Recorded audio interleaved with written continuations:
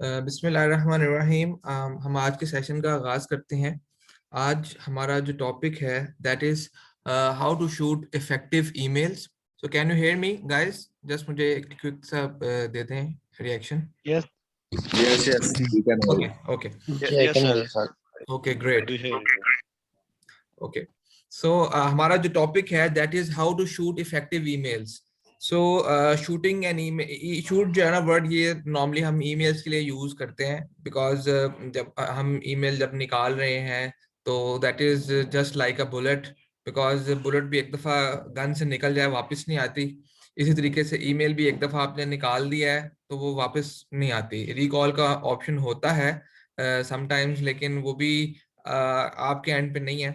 Recall का option अगर दूसरे बंदे ने ईमेल फौरन पढ़ लिया है तो then it can not be recalled. तो लिहाजा शूट का वर्ड जो है वो ईमेल्स के लिए यूज किया जाता है। और इफेक्टिव ईमेल्स जो हैं वो उनको लिखना that is really an art, it's not a science, it's really an art. और हम आज इंशाल्लाह इस आर्ट को सीखने की कोशिश करेंगे, डिफरेंट एस्पेक्ट्स पे बात करेंगे कि इफेक्टिव ईमेल्स जो है वो किस तरीके से लिखी जाती हैं, ईमेल सेंड करने के क्या प्रोटोकॉल्स हैं, क्या उनकी एटिकेट्स हैं।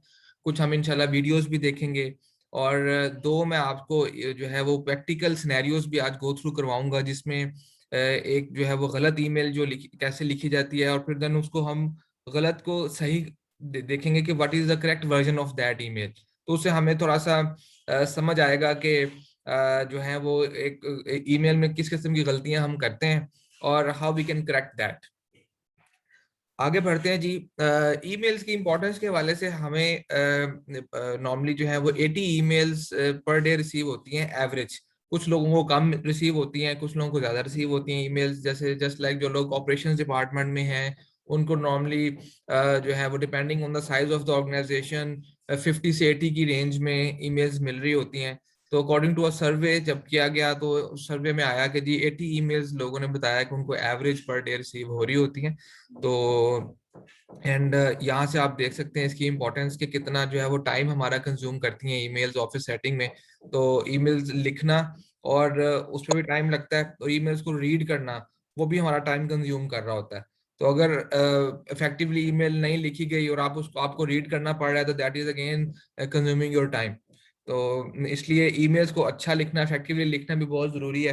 और जितना ये स्किल हम लोगों तक पहुंचाएंगे, जितने लोग स्किलफुली ईमेल्स को लिख रहे होंगे, उतना ही इफेक्टिव एक एनवायरनमेंट जो है वो ऑर्गेनाइजेशन में क्रिएट होगा। और सेकेंडली जो रिसर्च की गई थी जी उसमें 92% ऑफ पीपल ने कहा गया कि दे कंसीडर कि भी ईमेल जो है that is a valuable communication and collaboration tool. Because आप हर चीज फोन उठा के नहीं कर सकते, फोन पे आप बात नहीं कर सकते छोटी से छोटी, that also consume a lot of time. तो कुछ चीजें आप ईमेल के थ्रू कर देते हैं तो वो आप क्विकली जो है वो अपना मैसेज अक्रॉस कर देते हैं।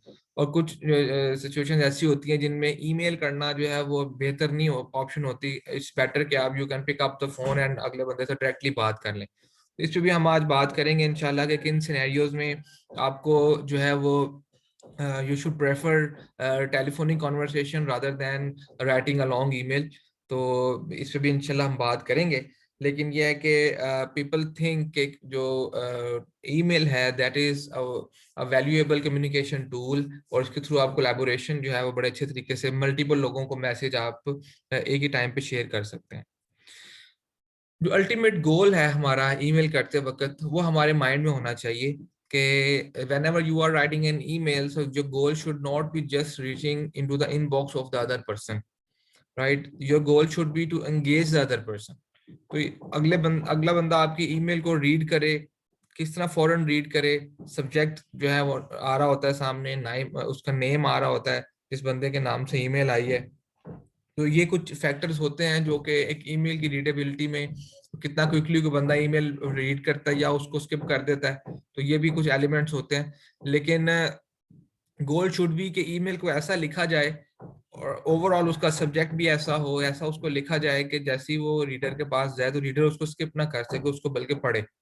ठीक है, बिकॉज प्राइवेट भी आपने देखा होगा हमें बहुत सारी ईमेल्स आती हैं, ईमेल मार्केटिंग के थ्रू भी ईमेल्स आ रही होती हैं, लेकिन हम बहुत सारी ईमेल्स नहीं पढ़ते बिकॉज उन्होंने बहुत सी बेसिक सी गलतियां की होती हैं। हम वो हमें अट्रैक्ट नहीं कर पाती गलतियां और वो हम एंगेज नहीं होते उन ईमेल्स में और हम इग्नोर कर देते हैं। लेकिन कुछ ईमेल्स ऐसी होती हैं कि जिनको आप पढ़े बगैर रह नहीं सकते। आपका इंटरेस्ट ना भी हो, लेकिन उन्होंने ऐसा कैची सब्जेक्ट लाइन लिखी होती है कि आपको लगता है कि यार शायद मेरे लिए कुछ इंपॉर्टेंट हो सकता है इसमें, तो वो आपको एंगेज करने में सक्सेसफुल हो जाते हैं। तो गोल, जब भी हम ईमेल लिख रहे हैं तो our goal should be to engage other people, either we are in office, either we are writing a private email to our friend, कोई भी मतलब सिनेरियो हो, तो हमारा पर्पस होना चाहिए कि हमने एंगेज करना है। ईमेल लिखनी ऐसी है कि वो इफेक्टिवली मैसेज को अक्रॉस करे। ये नहीं कि बस email for the sake of email लिख दी, बस ठीक है जी लिख दी, अब दूसरा बंदा खुद ही समझता फिरे उसको, हमने अपना काम कर दिया। तो ये चीज नहीं करनी इसमें। हम अनेटमी ऑफ ईमेल पे बात करेंगे कि एक ईमेल की अनेटमी क्या होती है, क्या उसके बिल्डिंग ब्लॉक्स हैं। तो before I jump into the anatomy, एक एक पॉइंट मैं डिस्कस करना चाहूंगा उससे पहले कि according to research of experts, 64% of people ऐसे थे जिन्होंने कहा जी कि जब उनको ईमेल रिसीव हुई तो वो कुछ कंफ्यूजिंग थी, उसको देख के उन्हें गुस्सा भी आया, तो जो मैसेज था उनको क्लियरली नहीं मिल पा रहा था उसमें। ठीक है, तो इसमें जो है वो द बिगेस्ट चैलेंज जो उनको उसमें मिला वो दैट वाज कि उन्होंने बताया जी कि 25% लोग जो थे आउट ऑफ 64, दे सेड कि जी लोगों ने रिप्लाई ऑल का फंक्शन यूज कर दिया भाई।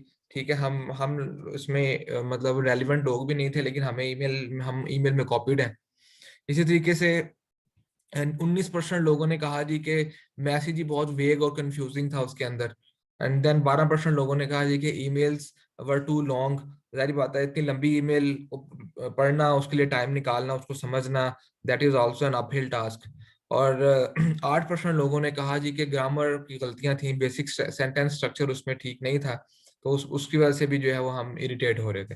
तो this sums up to 64% of people जिन्होंने कहा जी कि ईमेल्स जो उनको रिसीव होती हैं उनमें, तो that really make some confusion out of it, और उसमें उनको एंगर की सिचुएशन आ रही होती है। तो हम एनाटमी की बात करेंगे अब कि एनाटमी में ईमेल में स्टार्ट में नाम आ रहा होता है, एड्रेस है, ठीक है, जिस एड्रेस से हमें ईमेल आई है। Then we have a subject line. ठीक है, कुछ चीज़ें बहुत बेसिक सी हैं, हर ईमेल में यूज़ नहीं होती, जैसे प्री हेडर है, नेविगेशन बार है, ये हर ईमेल में नहीं होगी। ठीक है, लेकिन कुछ बेसिक जो स्ट्रक्चर है वो मैं आपसे शेयर करता हूँ। That is a subject line, openers, body and closing. ये चार ऐसे एलिमेंट्स हैं जो कि they are really the backbone of any email. इसके अलावा और एरियाज भी होते हैं जो कि मैं आपको इस प्रीवियस स्लाइड में शेयर कर रहा हूँ। जिस तरह ईमेल्स के अंदर आपको ऑफर्स मिलती हैं, ठीक है, उन्होंने बड़ी कैची सी पिक्चर्स लगाई होती हैं उसमें, बहुत सारी हमें प्रमोशनल ईमेल्स भी आ रही होती हैं। ठीक है, हमें भी समटाइम्स करनी पड़ती हैं प्रमोशनल ईमेल्स, तो उसमें जो है वो बॉडी के अंदर ही ऑफर उन्होंने इस तरह सेटअप की होती है, इस तरह इमेजेस जो है वो आ रहे होते हैं। ठीक है, इमेजेस जो होते हैं वो इंटरेस्ट ग्रैब करते हैं लोगों का।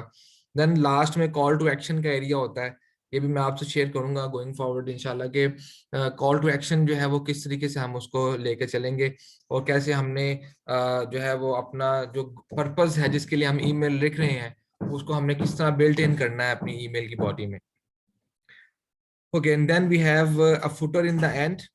उस फुटर में जनाब समटाइम्स सोशल मीडिया लिंक्स भी होते हैं, या हमारा अगर हम ऑफिस सेटिंग की बात करें तो ऑफिस में हमारे पास हमारे सिग्नेचर्स आ रहे होते हैं।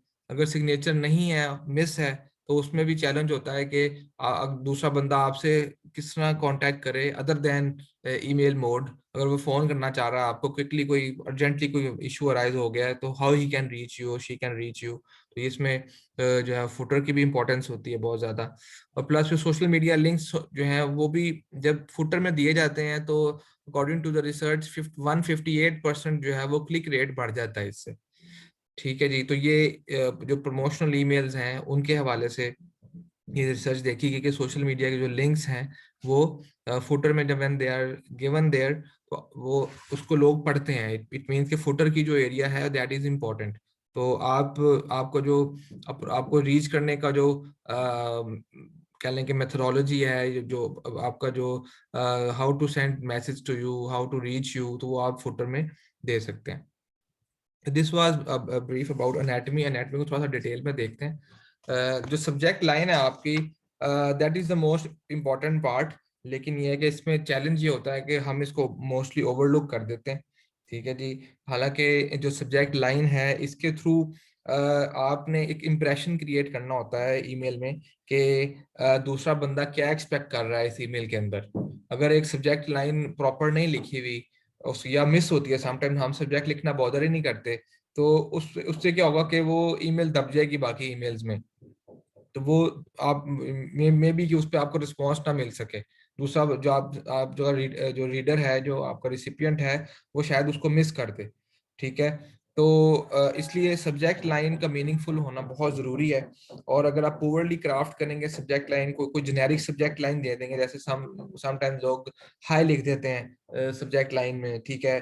या फिर कुछ समटाइम लिखा होता है you don't want to miss this, तो प्रमोशनल ईमेल है उसमें लिख देंगे you don't want to miss this, तो हमने कभी भी वो ईमेल खोल के नहीं देखी। ठीक है। बिकॉज उन्होंने इतना ये रिडिकुलस सा फनी सा जो है ना ये सब्जेक्ट लाइन लिख देते हैं कि हम कहते हैं यार ये कोई प्रमोशन ही होगी, छोड़ो क्या है।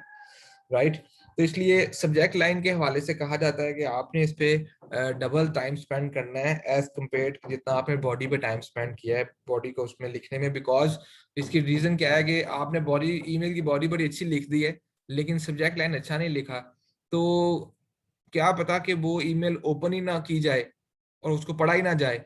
तो फिर ऐसी ईमेल लिखने का क्या फायदा जिसमें आपने जो है वो सब्जेक्ट आपका इतना जो कैची नहीं था और मीनिंगफुल नहीं था, तो जिसकी वजह से जो नीचे ईमेल की बॉडी में आपने सारी मेहनत की है वो भी दैट विल गो वेस्ट। इसलिए सब्जेक्ट लाइन पे भी कहा जाता है कि you have to spend almost as much time to make it as accurate, कि जितना टाइम आप उसकी ईमेल की बॉडी को लिखने में दे रहे हैं। ठीक हो गया जी। तो नेक्स्ट हमारे पास जो पॉइंट है दैट इज ओपनर्स। ईमेल की जो बॉडी है उसमें हम जो स्टार्ट लेते हैं वो ओपनर से लेते हैं, जिसमें हम कोई ग्रीटिंग्स वगैरह या एक्नॉलेजमेंट वगैरह दे रहे होते हैं मैसेज की। तो ओपनर्स जो है वो हर दफा देना जरूरी नहीं होता, एक एक्सेप्शन होती है इसमें। एक्सेप्शन क्या है कि जब आप अपने ऑफिस में एक आपकी ईमेल्स की क्लोज चेन चल रही है, राइट, जिसमें मल्टीपल ईमेल्स उस थ्रेड में चल रही हैं, तो उसमें हर दफा आपको ओपनिंग देन क्लोजिंग देने की जरूरत नहीं है। आप नॉर्मली अपना मैसेज लिखें and then make it forward. और दूसरा, अगर आपकी किसी से डेली कम्युनिकेशन हो रही है ऑफिस में, एक दिन में एक घंटे में बार बार कम्युनिकेशन हो रही है, तो उस केस में भी I hope you are doing great ये लिखना बार बार हर ईमेल में लिखना जरूरी नहीं है। तो इट लुक्स ऑकवर्ड के लिए आपने भी 10 मिनट पहले तो ईमेल की थी तब भी आपने यही लिखा था, आप फिर यही लिख दिया। राइट। तो उस केस में एक्सेप्शन होती है कि आपने जो ये ओपनर्स एंड आप जो क्लोजिंग है वो आप मिस कर सकते हैं। लेकिन ये है कि अदर देन दैट आप जनरली किसी को ईमेल लिख रहे हैं तो उसमें आपका ओपनिंग लिखना जरूरी है, ताकि आप एक जो कर्टिसी शो कर सकें, एक क्विक ग्रीटिंग दे सकें उसके अंदर। देन आपके पास आ जाती है बॉडी ऑफ द ईमेल, जिसके अंदर इसको बॉडी को बेसिकली कहा जाता है it's the meat of the message, right. और आपके जब भी आप किसी को ईमेल लिखते हैं तो जाहिर बात है आप शुक्ल में लिख रहे तो ईमेल नहीं लिख रहे। There is always a specific purpose and goal behind that email. जैसे कि आप किसी से कोई मीटिंग अरेंज करना चाह रहे हैं क्लाइंट के साथ, या कोई फीडबैक लेना चाह रहे हैं किसी प्रेजेंटेशन पे या किसी चीज़ पे, तो उस हवाले से जो है वो आप अपनी ईमेल जो है वो क्राफ्ट करते हैं। तो लेकिन यह है कि बॉडी के हवाले से एक पॉइंट जो है ना वो that you should always keep in mind, that is कि आपका जो बॉडी है that should always be concise. आपकी बॉडी जो है वो टू द पॉइंट होनी चाहिए, फोकस होनी चाहिए, और इस तरह होनी चाहिए कि अगला बंदा उसको रीड करे। ठीक है। जब आप लंबी एक ईमेल लिख देते हैं ना, तो उसमें होता यह है कि जो रीडर है वो उसको स्किम करना शुरू कर देता है, रीड नहीं करता, वो क्विकली जंप जंप लगाना शुरू कर देता है, मतलब एक पॉइंट से दूसरे पॉइंट पे। तो उसमें रिस्क ये होता है कि आपका जो रीडर है दैट ही में शी में मिस सम इम्पोर्टेंट इंफॉर्मेशन जो आप उसको देना चाह रहे हैं। तो लिहाजा लंबी ईमेल लिखने से बेहतर यह है कि आप जो है वो you just select a few focal points जिन पे आप अपनी ईमेल को बेस करें। और नॉर्मली ये कहा जाता है कि आप अपने जो है वो कोई 3 पॉइंट्स मैक्सिमम ईमेल में डिस्कस करें, इससे ज्यादा ना करें। ठीक है। बॉडी में जस्ट 3 पॉइंट्स रखें टू द पॉइंट, जो जो कि बहुत इंपॉर्टेंट पॉइंट्स हैं, उन 3 पॉइंट्स पे बात करें। और अपनी बात को, अपनी जो कम्युनिकेशन है उसको 3 पॉइंट्स में सम अप करने की कोशिश करें। और अगर आपको आपको लग रहा है कि ईमेल आप 3 पॉइंट्स में नहीं कर पा रहे होंगे, तो then in that case it's better कि आप कोई और कम्युनिकेशन मोड यूज करें। मे बी इट्स बेटर कि आप एक फोन कॉल कर लें या एक मीटिंग सेटअप कर लें जिसमें आप बैठ के उन पॉइंट्स पे बात कर लें। ठीक है, लेकिन ईमेल अगर आप 2 पेजर ईमेल लिखने बैठ जाएंगे ना, तो दैट वॉन्ट बी इफेक्टिव। आपको ये आपको लगेगा कि भाई पता नहीं, शायद मैं ईमेल में सारी चीजें लिख देता हूँ, अगला बंदा पढ़ लेगा, तो ये इट्स रॉन्ग। तो वो पढ़ा नहीं जाएगा। बेसिकली जो है वो होगा ये कि आपकी जो ईमेल है उसको स्किम किया जाएगा, और स्किम करते करते जो है ना वो आगे चले जाएंगे। तो आप कुछ पॉइंट्स मिस कर सकते हैं। तो लिहाजा आप नॉर्मली कहा जाता है कि आप जो उसकी लेंथ है ना बॉडी की, ईमेल की, वो 1 स्क्रीन तक रखें, किसी को स्क्रॉल डाउन ना करना पड़े। बस 1 स्क्रीन में जितना नजर आ रहा है उतनी ही ईमेल लिखें, और उसमें नीचे आपको क्लोजिंग आ जाए। लेकिन जब आपको स्क्रॉल डाउन करना पड़ रहा है ना ईमेल को पढ़ने के लिए, इट मीन्स कि वो लंबी हो गई है ईमेल। तो ये रूल ऑफ थंब अपने पास रखें, राइट। और कोशिश ये किया करें कि जी आपने जो है वो मतलब 4 to 5 लाइंस ऑफ टेक्स्ट लिखें एक पैराग्राफ में। इससे बहुत ज्यादा लंबे लंबे पैराग्राफ ना बनाएं। और बेसिक और जो आपका जो कंक्रीट आइडिया है उस पर फोकस करके करें बात। बाकी हम ईमेल की बॉडी पे कैसे लिखना है उसको इंशाल्लाह उसके स्ट्रेटजीज, उसके जो पॉइंट्स हैं मजीद भी आगे डिस्कस करेंगे, क्योंकि हमारी पूरी आज की जो प्रेजेंटेशन है वो इसी के रिवॉल्व जो है वो अराउंड ही रिवॉल्व करेगी। और जो लास्ट पॉइंट हमारा है दैट इज कि आपकी जो क्लोजिंग है, वो आपने क्लोजिंग रिमार्क्स देने होते हैं before you want to part with the other party. ठीक है जी। तो आप एक फ्रेंडली साइन ऑफ देते हैं। साइन ऑफ के भी मल्टीपल जो है वो ऑप्शंस हैं, there are plenty of options. और जस्ट लाइक के आप थैंक्स बोल देते हैं, रिगार्ड्स लिख देते हैं, टेक केयर लिख देते हैं, ठीक है जी, बेस्ट बेस्ट विशेस लिख देते हैं। तो इस तरह की चीयर्स कुछ लोग लिख देते हैं। तो ये तमाम जो जितने भी साइन ऑफ्स हैं, they always depend on the level of relationship with the other person जिसके साथ आप लिख रहे हैं। और आप क्या फॉर्मल ईमेल लिख रहे हैं या आप जो है कैजुअल ईमेल लिख रहे हैं, इस पे भी डिपेंड करता है। तो ये चॉइस ऑफ वर्ड्स जो हैं, वो जो क्लोजिंग्स हैं, वो आपको स्पेशली डिसाइड करना है कि आपका जो रिलेशनशिप है दूसरे पर्सन से जिसको आप ईमेल लिख रहे हैं, वो उसकी नेचर क्या है। तो इसको लाजमी ज़हन में रखना है। ये नहीं कि अब आप अपने बॉस को ईमेल लिख रहे हैं और आप लिख दें चीयर्स, तो वो एक बड़ा अजीब सा लगेगा कि आप बॉस को, अपने सीनियर को ईमेल लिख रहे हैं और आप चीयर्स लिख रहे हैं उसमें। ठीक है।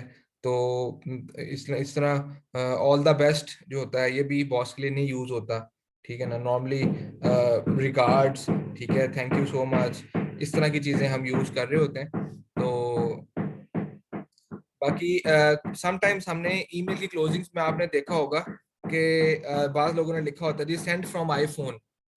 ठीक है, सेंड फ्रॉम आईफोन, क्योंकि उन्होंने नीचे अपनी सिग्नेचर नहीं सेट किया होता, तो वो सेंड फ्रॉम आईफोन या सेंड फ्रॉम सैमसंग फोन आ रहा होता है। ठीक है, समटाइम्स लोग लिख देते हैं क्लोजिंग्स में लव। ठीक है जी। देन समटाइम्स लोग लिख देते हैं थैंक्स में TH एक्स, एक थैंक्स की शॉर्ट फॉर्म लिख देंगे। तो ये चीज जो है ना, इनको हमें अवॉइड करना चाहिए। ठीक है, स्पेशली जो सेंड फ्रॉम आईफोन है वो बहुत ही ऑकवर्ड लगता है। तो वो उसको भी लाजमी आपको इग्नोर करना चाहिए उसमें। उसको सेट अपने जो है वो आपकी फोन से अगर ईमेल कर रहे हैं, तो क्लोजिंग को आपने स्पेशली देखना है कि सेंड फ्रॉम आईफोन की बजाय आप उसकी जो बॉडी है वो उसकी जो सॉरी बॉडी है ना, क्लोजिंग जो है वो उसके जो सिग्नेचर्स हैं उसको आप सेट कर लें उसमें। या फिर उसको सेंड फ्रॉम आईफोन को डिलीट करें उसमें से, और देन खुद रिगार्ड्स या थैंक यू जो भी उसमें आपने क्लोजिंग में टाइप करना है वो आप टाइप करें। तो सब्जेक्ट के हवाले से जो है वो एक बड़ा इंपॉर्टेंट कहा जाता है जी कि जब आपने सब्जेक्ट लिखना है, तो आपने सब you have to treat your subject like a movie trailer, right. तो मूवी ट्रेलर आपका क्विक सा छोटा सा होता है 1 मिनट का, और उसके अंदर समटाइम्स 1 मिनट से भी कम का होता है। तो उसमें आपने जिस तरीके से उन्होंने पूरी मूवी 3 घंटे की कंसाइज की होती है, उसी तरीके से आपने सब्जेक्ट में भी कंसाइज करना है ट्रेलर को। और अगर आपको ट्रेलर पसंद ना आए तो आप मूवी भी नहीं देखते। समटाइम्स हम ट्रेलर्स जो है से एक्सपेक्टेशन डेवलप कर रहे होते हैं कि इस मूवी में हमें क्या क्या देखने को मिलेगा। तो लाइकवाइज जब भी आपने सब्जेक्ट अपना ईमेल का लिखना है, तो you have to keep in mind के जी सब्जेक्ट सही तरह लिखेंगे तो ही आपकी ईमेल पढ़ी जाएगी, अदरवाइज वो स्किप हो सकती है।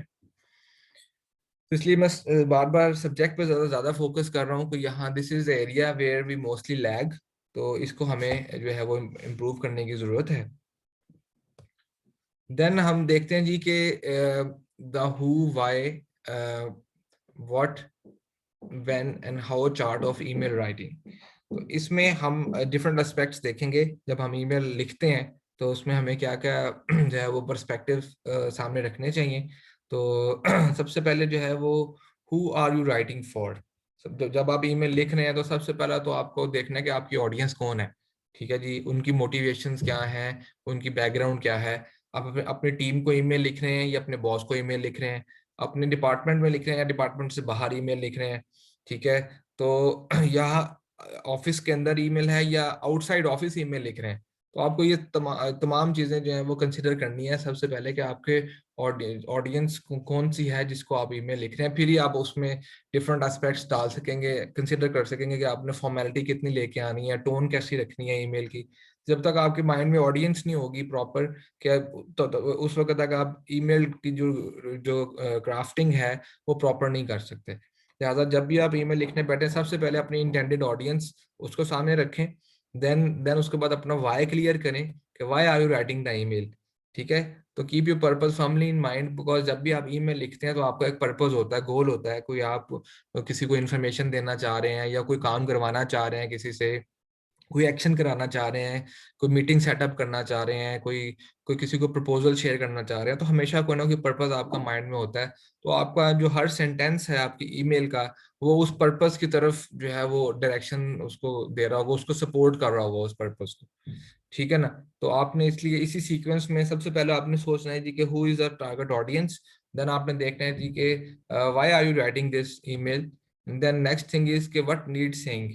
फिर अब आपने ऑडियंस भी देख लिया, आपने वाई भी क्लियर कर लिया अपना, देन आप अपने मेन पॉइंट्स माइंड में लेके आएंगे। लिखने का मैं तरीका आपको बताऊंगा अभी, एक अप्रोच है हमारे पास मैक जी अप्रोच, इंशाल्लाह वो मैं आपको राइटिंग की अप्रोच भी बताऊंगा। अभी हम सिर्फ देख रहे हैं कि whenever we have to write email तो किस सीक्वेंस में हमने सोचना है, थिंकिंग प्रोसेस क्या होगा हमारा whenever we are thinking to write about an email. So आपने मेन पॉइंट्स लिखने हैं। ठीक है, that will get your message across. Then when you are expecting action to be taken, तो ये आप दूसरे बंदे को बता दें कि स्टेट योर टाइम फ्रेम, कि आपका ये अर्जेंट टास्क है या आप विद इन अ वीक इस पे रिस्पॉन्स एक्सपेक्ट कर रहे हैं। ठीक है, तो ताकि दूसरा बंदा भी जो है ना वो उस हिसाब से प्लान कर ले। अगर कोई चीज अर्जेंट है तो लेट अदर पर्सन नो, वो खुद से अज्यूम नहीं करेगा कि आपको जो है ये इंफॉर्मेशन आज ही चाहिए। ठीक है, या विद इन 2 डेज ही चाहिए, तो आपने टाइम फ्रेम लाजमी बताना है उसको। वो खुद से उसको अजम्पशन नहीं आएगी ना, उसको वो खुद से ख्वाब आ जाएगा कि भाई वो आप जो है वो ये आपको ये चीज़ अर्जेंटली चाहिए या आपके एक्सपेक्टेड टाइम फ्रेम क्या है इसके against. And how will your communication benefit your readers. तो लाजमी जारी बात है, जब आप कोई चीज किसी के लिए लिख रहे हैं तो आपने उसको इस तरीके से ड्राफ्ट करना है कि दूसरे बंदे को भी कोई बेनिफिट नजर आ रहा हो उसमें, फिर ही वो आपकी हेल्प करेगा, सपोर्ट करेगा ना, वरना अदरवाइज तो वो आपको आपको उसकी सपोर्ट नहीं मिल सकती। तो कहा जाता है ना कि talk in terms of other person interest. तो आपने दूसरे बंदे का इंटरेस्ट उसके अंदर शो करवाना है ईमेल की बॉडी में, कि how the steps you are which you are asking for, कोई रिक्वेस्ट है, कोई भी चीज है, दूसरे बंदे को उसका फायदा क्या है, उसको बेनिफिट क्या इससे होगा। क्या सिर्फ आप भी को बेनिफिट, आप अपने बेनिफिट गिनवाते हैं, ठीक है, लेकिन दूसरे बंदे को कोई बेनिफिट नजर नहीं आएगा, तो वो शायद उस पर रिस्पॉन्स ना दे, या वो ईमेल जो है वो होल्ड होल्ड रख ले, चले बाद में पढ़ता हूँ। तो जब बाद फिर आती नहीं है, बाद में वो ईमेल जो है वो फिर लॉस्ट हो जाती है, भूल जाता है इंसान। तो जो आपने अटेंशन स्पैन लिया उस बंदे का, उसमें उसके बेनिफिट्स जो है ना क्विकली उसको नजर आने चाहिए, ताकि जो है वो अदर पर्सन जो रीडर है वो आपको रिस्पॉन्स दे उस पे, और रीडर रीडर की अपनी नीड्स भी पूरी हो रही हो और इनडायरेक्टली आपकी नीड्स भी पूरी हो रही हैं। तो ये था हमारा जनाब who, why, what, when and how model of writing an email. तो जब भी आपने ईमेल लिखनी है तो इसको इसी सीक्वेंस में आपने अप्लाई करना है, ताकि एक आप इफेक्टिव ईमेल लिख सकें। नेक्स्ट अब हम देखते हैं जी के 4 स्टेप्स ऑफ राइटिंग क्या है जी। एक ये मैक जे मेथड है, इस मेथड को मैं आपको एक्सप्लेन भी करता हूँ कि ये मेथड क्या चीज़ है। तो इसके थ्रू जो है वो हम जब भी कोई राइटिंग प्रोजेक्ट करते हैं, either it is an email और एनी अदर राइटिंग प्रोजेक्ट, तो ईमेल जो राइटिंग है उसको हम इस मॉडल के थ्रू गुजारते हैं। ठीक है, अगर आप एक इम्पॉर्टेंट ईमेल लिख रहे हैं किसी को, ठीक है, वो सेंसिटिव ईमेल है, तो आपको जो कोई बहुत केयरफुली लिखनी है, ड्राफ्ट करनी है, देन आप जो है वो ये मैक्स ये मेथड जो है वो इसको फॉलो कर सकते हैं। तो इसको एक्सप्लेन मैं करता हूँ थोड़ा सा।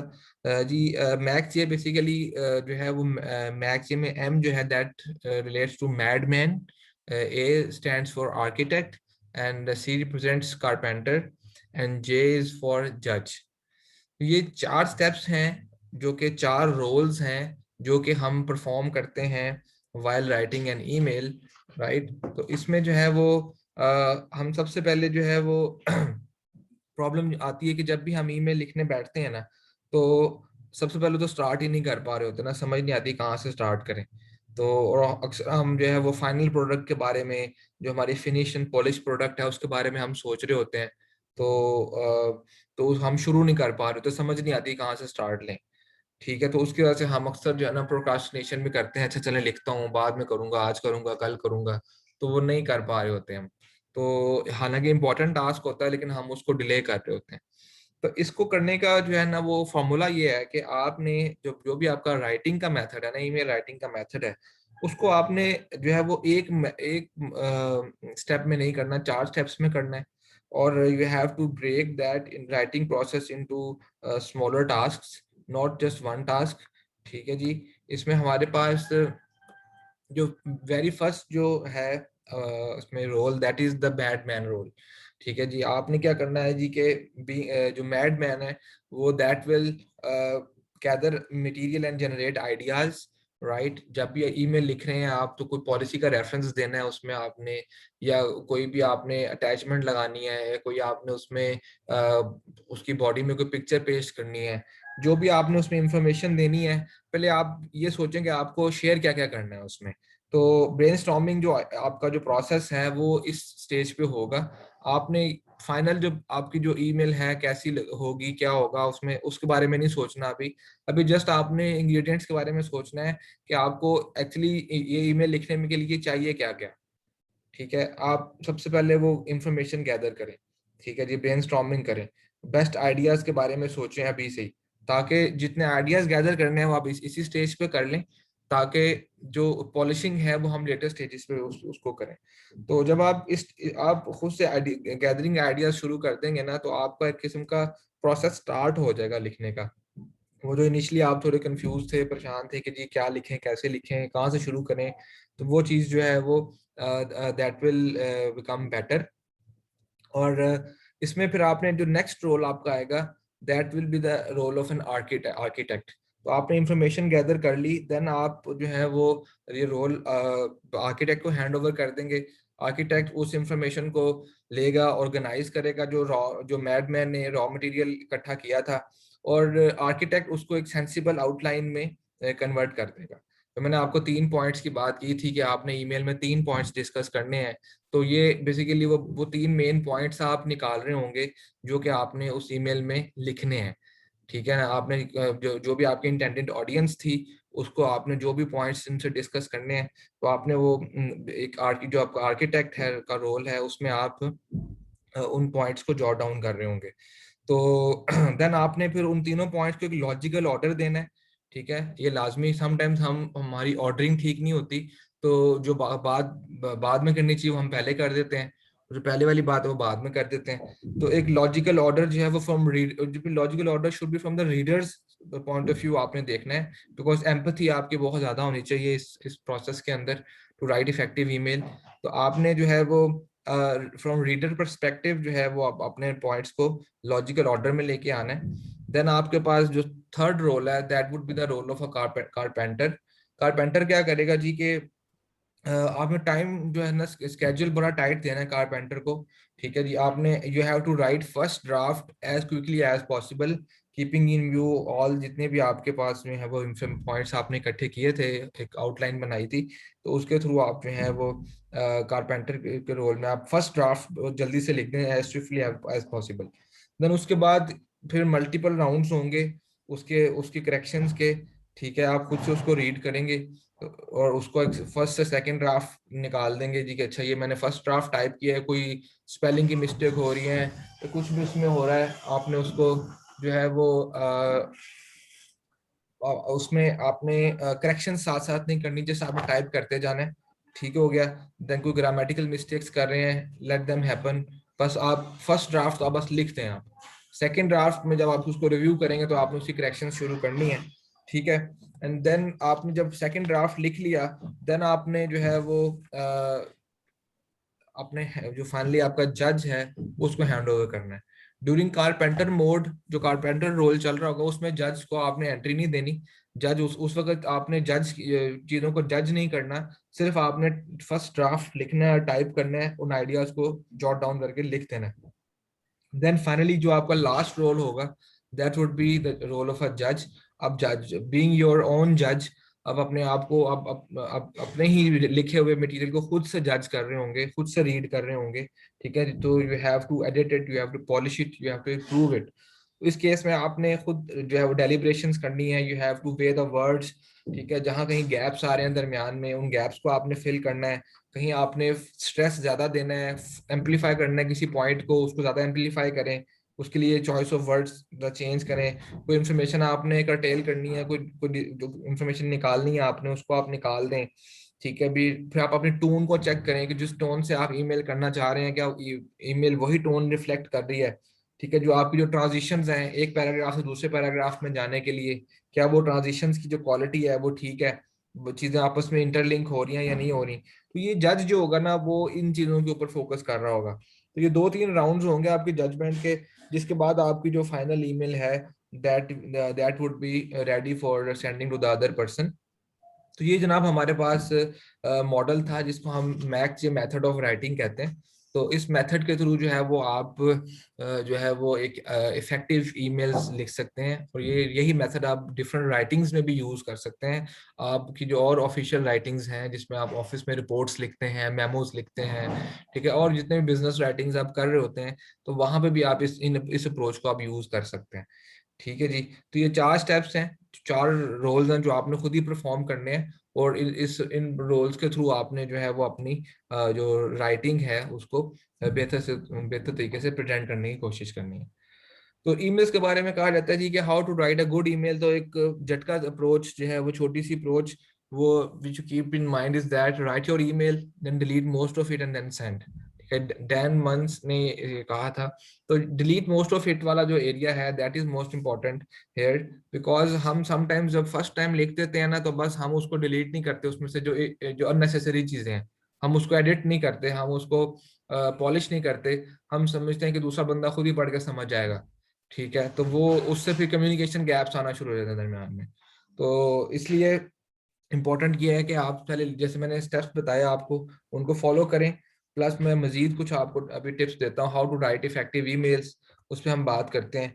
तो सबसे पहला पॉइंट है जी get straight to the point politely of course and in your first few sentences. तो समटाइम्स हम जो है ना वो शुरू में जो है ना बटरिंग करनी शुरू कर देते हैं, या जो है वो ब्रीफ जो है वो कॉम्प्लीमेंट्स जो है वो देते हैं। तो बटरिंग आपने ज्यादा नहीं करनी, टू द पॉइंट रहना है। अगर अगर आप शुरू में आप करना भी चाह रहे हैं, कॉम्प्लीमेंट देना चाह रहे हैं, जस्ट लाइक थैंक यू करना चाह रहे हैं किसी प्रीवियस आपकी कोई ईमेल थी या कोई उस पर था, तो आपने ब्रीफ उस पर कॉम्प्लीमेंट दे दिया, ठीक है। और देन यू आपने डायरेक्टली पॉइंट पे आना है, आपने जो है वो शुरू ही पैराग्राफ में आपने ग्रीटिंग्स आप कर चुके हैं ऊपर, ग्रीटिंग के बाद जब बॉडी में आप आ रहे हैं तो बॉडी में आपने अपने पॉइंट पे जल्दी आ जाना है, ताकि अगले बंदे को समझ आ जाए कि यार कि ईमेल क्यों लिखी गई है, बंदा चाहता क्या है दूसरा बंदा। ये नहीं कि वो उसको समझ नहीं आ रही कि आपने ईमेल तो लिख दी है, रिक्वेस्ट कुछ कर दी है, लेकिन आप चाह क्या रहे हैं वो लास्ट पैराग्राफ में लास्ट लाइन में जाके आप लिख रहे हैं, ऊपर के सारे पैराग्राफ में समझ नहीं आ रही कि आप चाह क्या रहे हैं, ठीक है। तो इसलिए जो आप क्योंकि ईमेल जब भी लिखी जाती है तो कोई ना कोई आपका पर्पस होता है, कोई ना कोई रिक्वेस्ट होती है, कोई ना कोई कॉल टू एक्शन चीज है उसमें जो कि आप करवाना चाह रहे हैं दूसरे बंदे से।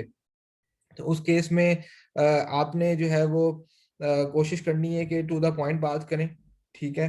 और कोई डेडलाइन वगैरह अगर है तो कोई टाइम लाइंस हैं तो डायरेक्टली उसमें शेयर करें, ताकि अगला बंदा उसी टाइम को फॉलो करे और आपको जो है वो रिस्पॉन्स दे।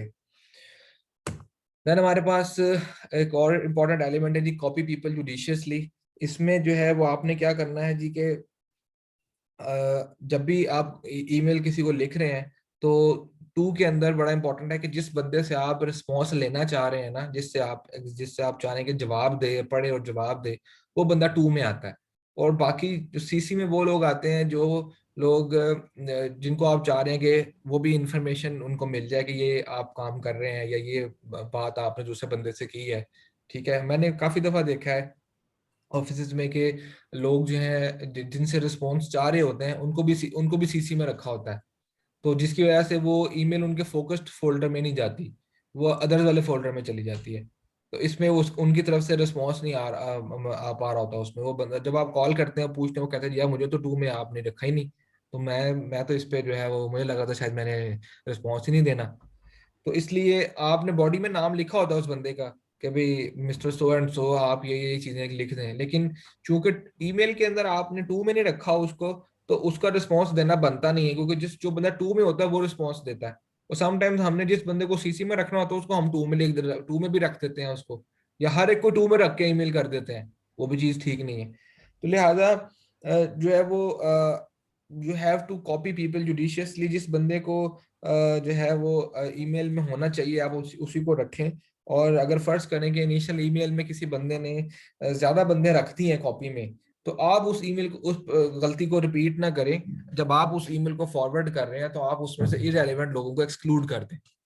ठीक है, ताकि जब आपने ईमेल फॉरवर्ड की तो जो इरेलीवेंट बंदे हैं, जो आपको पता है कि यार इस बंदे को लेना देना नहीं है इस ईमेल से, या इसके लिए रेलिवेंट नहीं है ये जानना मजीद इस पे क्या हो रहा है इस काम पे, तो आप उनको निकाल दें। उन पे उनकी उनकी जिंदगी पे रहम करें, वो बेचारे पहले बहुत सारी ईमेल्स पढ़ रहे हैं।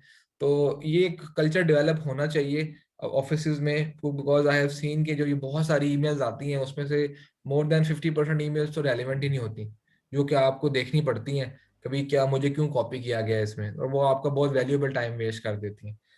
ठीक है जी, तो इसलिए आपने ये हमेशा कोशिश करनी है कि you have to keep copy people judiciously and then keep your message brief and to the point. आपका जो जितना भी लंबा मैसेज होगा वो इरिटेटिंग होगा लोगों के लिए, that would B energy sapping. और जितना वो ज्यादा वो स्क्रॉल डाउन करना पड़ेगा, जैसे मैंने पहले बताया लोगों को, उतना ही लोग जो है वो रिस्पॉन्स जो है वो कम देंगे, उस पर चांसेस कम हो जाते हैं रिस्पॉन्स के, then they will start skimming it, और वो इंपॉर्टेंट इंफॉर्मेशन मिस कर देंगे उसमें से। और बाज लोग तो ऐसे होते हैं जो कि लॉन्ग मैसेजेस फौरन ही बंद कर देते हैं, कहते हैं चलो इसको बाद में पढ़ेंगे। ठीक है, तो इसलिए आप you have to focus on your content और you have to tighten your language, ताकि एक ही स्क्रीन के ऊपर जो कंटेंट आ रहा है उसके ऊपर आप अपनी जो इंफॉर्मेशन है उसको कंप्लीट कर सकें। देन आपके पास है जी write a short but informative subject line.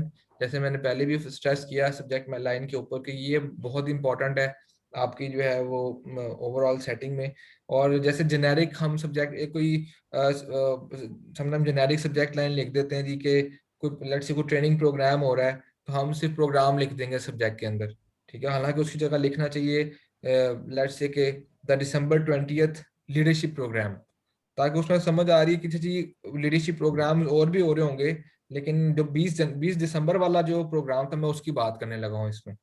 तो इसमें जो है वो आपने देखें specific and to the point जो है ना वो इन्फॉर्मेशन दी है सब्जेक्ट के अंदर।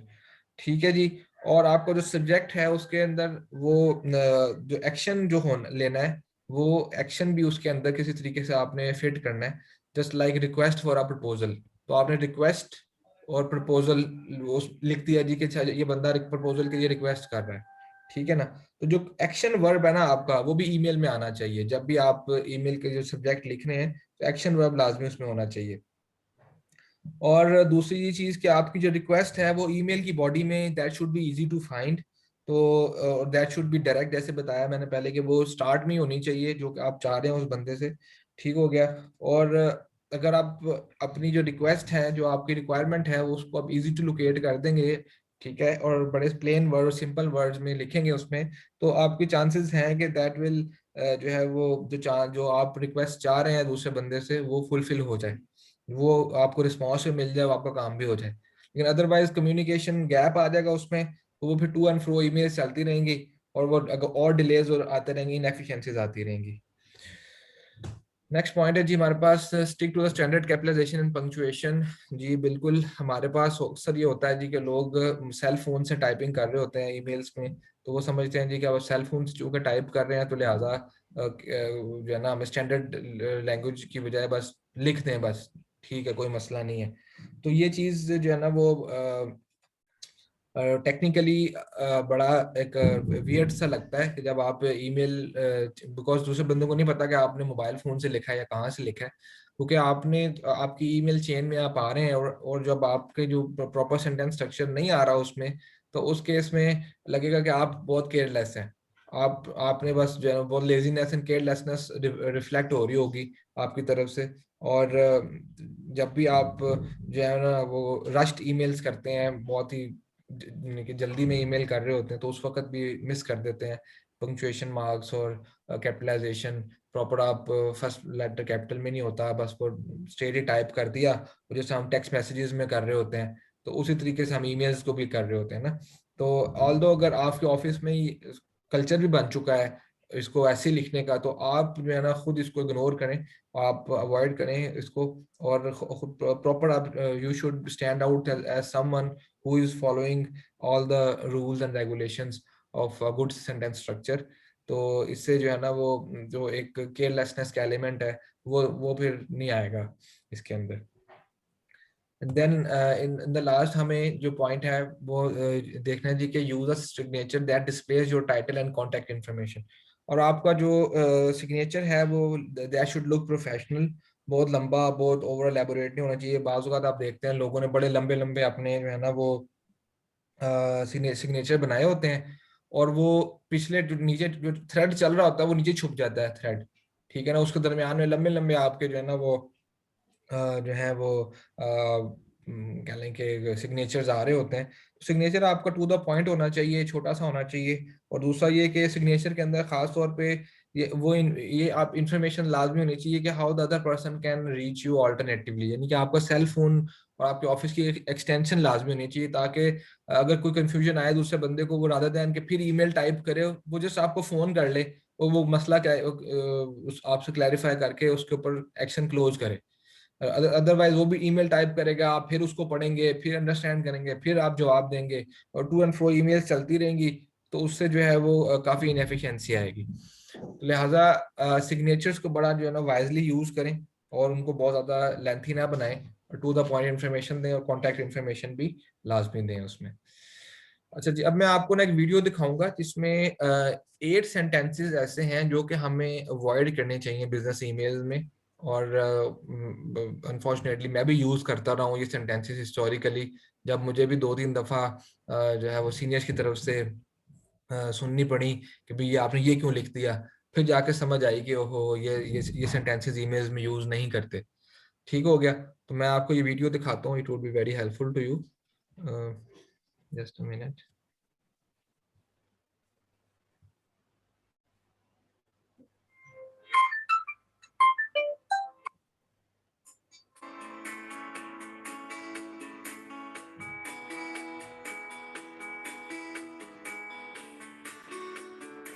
So I was writing an email to my boss the other day, and I came across an email that I had written for the first time in my career. That's right, the first email that I had ever written. And I came across so many sentences that I should not have used at all. That's right, there are so many sentences, so many lines that should never ever feature in your professional emails. Well, that's what we're going to talk about today. 8 sentences that should never be featured in your business emails.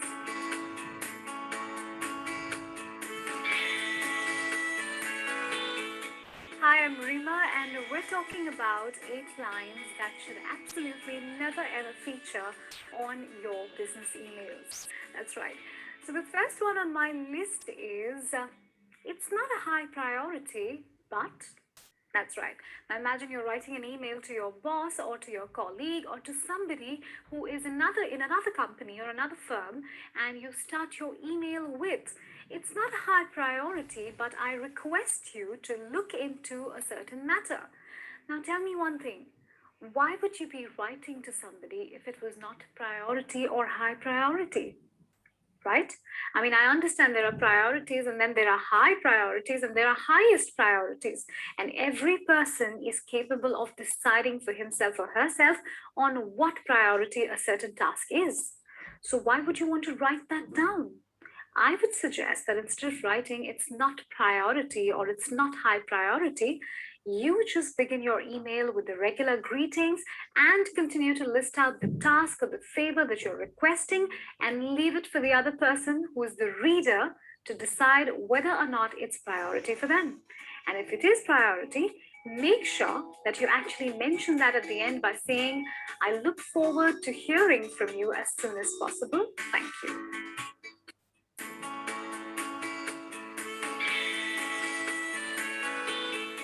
Now, another line that cannot be part of your business emails is, "You are probably too busy, but." Now, why would you want to brand someone as too busy or too free or too whatever else? You just write your requirement or you just give out the information that you have to give out through your email and let the other person read and decide what course of action he or she wants to take. Branding someone as too busy can come across as you're being sarcastic or almost disrespectful in the present scenario, which is considered very, very strict in terms of professional etiquette.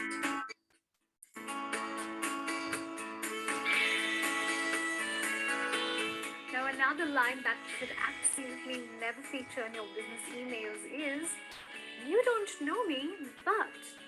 I mean, come on, that's hilarious, isn't it? So, this reminds me of an email that I had received a long time back from someone that I didn't know. And the email started with, "You don't know me, but I must tell you that I work in the office adjacent to your office. And I'm kind of looking to switch to your company. Can you help me?" And at the end, the person had written thanks and his name. I thought that was hilarious. And if you ever have to write to someone whom you don't know from before, make sure you never write the line, "You don't know me," because that would really, really put off the reader.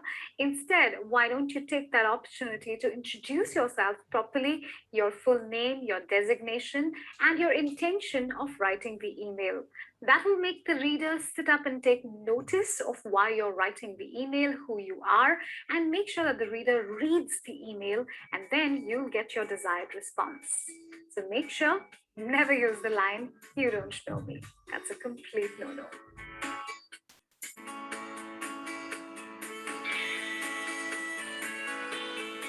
Now, another line that I've come across in emails, which I find really funny and which should never be included in a business email, is, "Can you please pass along this email to so and so?" Now, isn't that funny? Imagine you want to write to A regarding some work. You don't know A. So you write to B and request B to pass along your email to A. Trust me, in the professional world, this is considered absolutely rude and impolite, and don't ever do this. Don't ever include the line, "Can you please pass along this email to so and so XYZ" in your email, because that's considered against the professional etiquette.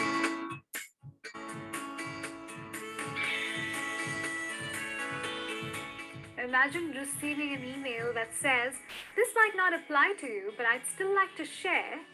Okay, that brings me to the question, if this might not apply to me, why are you sharing the information with me? So make sure that whenever you're writing a business email, it is relevant to the person you're writing it to.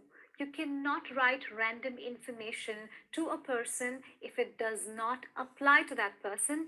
And more so, you cannot write the line which says, "This might not apply to you," because I don't think any person who's really busy in the corporate world is ever going to read your email beyond that line if you use the line, "This might not apply to you."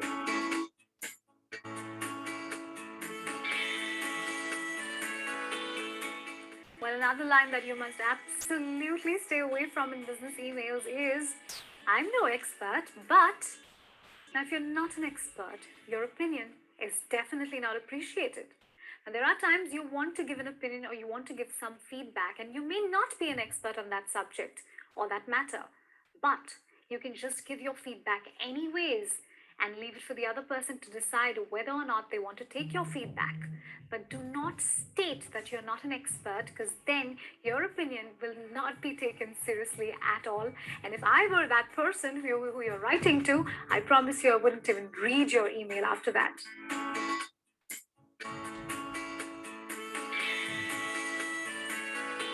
So I had a colleague who was really funny, and he used to write at the end of his emails the very, very absolutely unacceptable line, "Please excuse any typos, if there may be any in this email." And I was appalled at just reading that. Why would you ever write such a line in your email? The only reason that you would do something like this is because you're too lazy to read your email after writing it, you're too lazy to spell check it, you're too lazy to correct the punctuation and grammar errors before hitting the send button. Do not make this mistake, because it makes you come across as lazy and lax at your work. So do not write this line, and better still, read your email, check it properly, and then send it.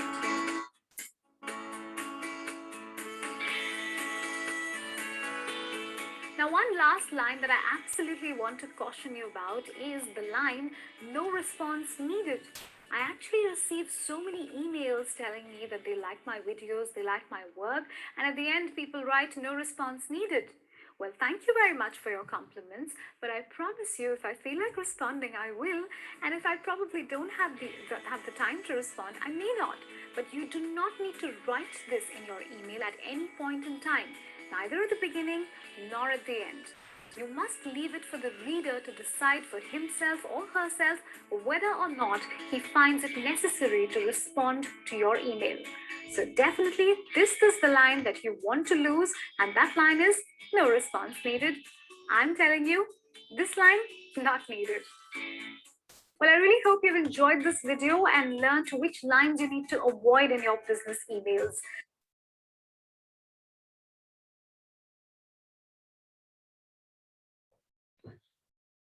Okay, so this was all about the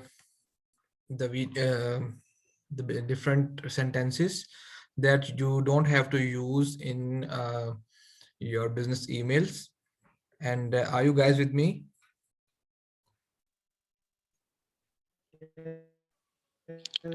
Yes, sir. Okay, so was this video properly audible? Yes, Okay. So, and was this video helpful? Yes, sir. definitely it helps a lot, That's a lot. Okay, okay, perfect, because perfect. most of the words in that audio was mentioned that we are using regularly Yes. without any reason. It makes sense that we should not use that words without any reason. Like pass this email to someone else and excuse me any type of error. These are the words which communicate the other person that the information can be error. Mhm. Yes, mother. Thank you for your feedback. Yes, absolutely. Sometimes we are using them, these phrases, just out of any reason, and ultimately that becomes an embarrassment for us later on whenever the other person, writes you back, or there is some, gap in the communication. Anyways, moving forward.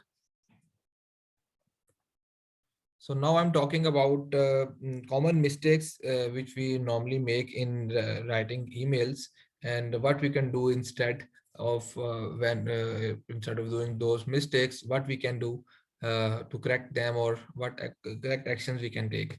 The very first thing, that extremely long and unclear copy. So sometimes our emails are extremely long, and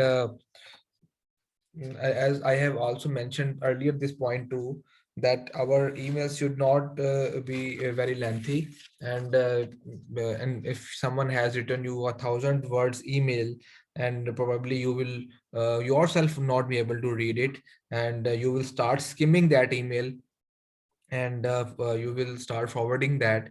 So in that case, your message should not be, come across against that person. That person might be missing some important information.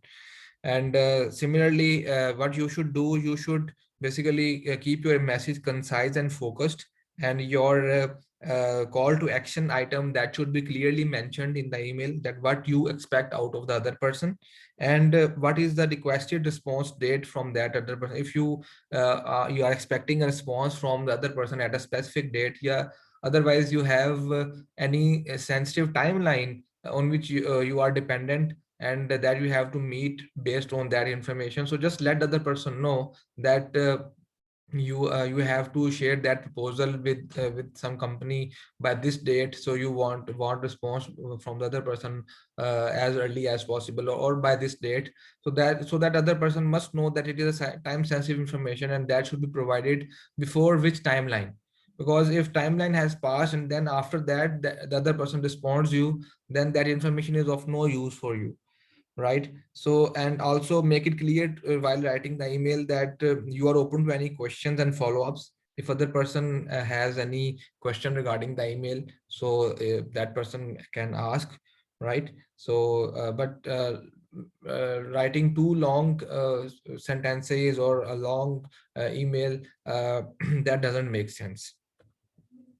Then being too casual or too formal, both ends are not good, and you have to strike a balance between these. And if you are overly casual, then you yourself would look ridiculous.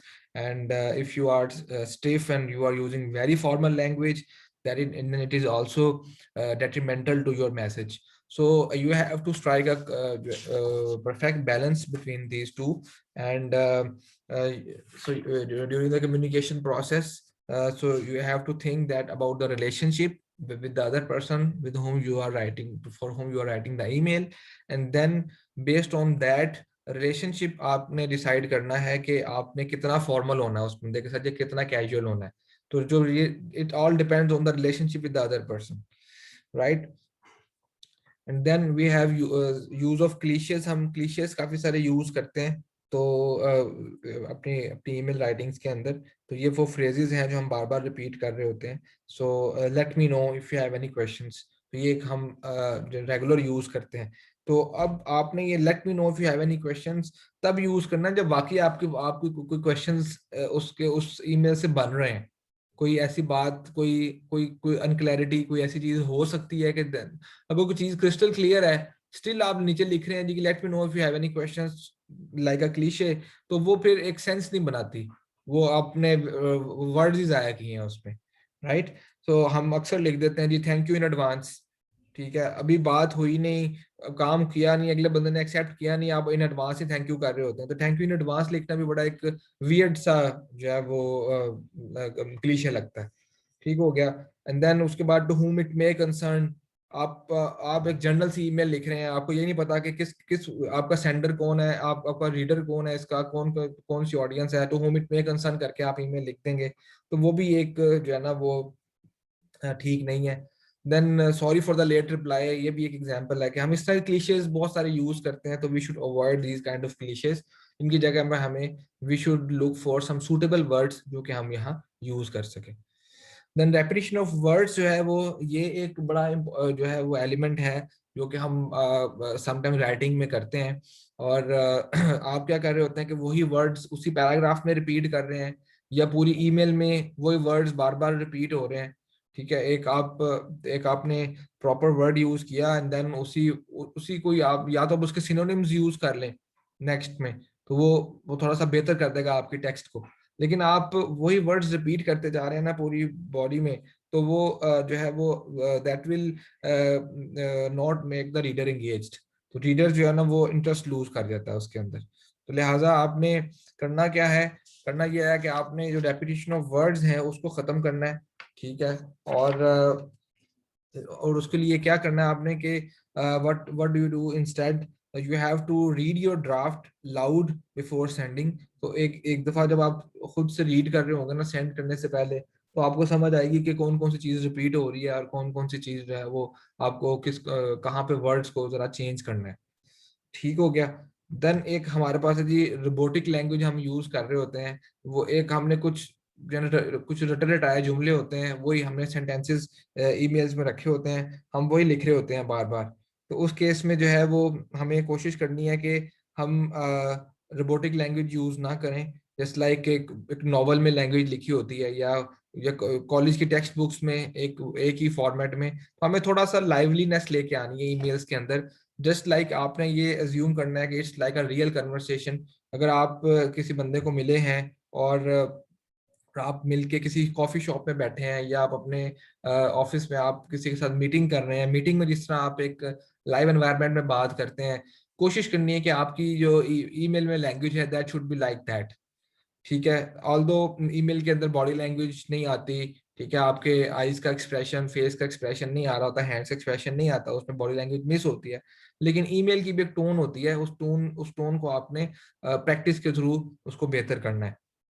और एक friendly environment में जो है ना उसको आपने देखना है कि जब आप किसी दोस्त को मिलते हैं तो उससे आप किस तरीके से बात करते हैं, एक नेचुरल कन्वर्सेशन स्टाइल में।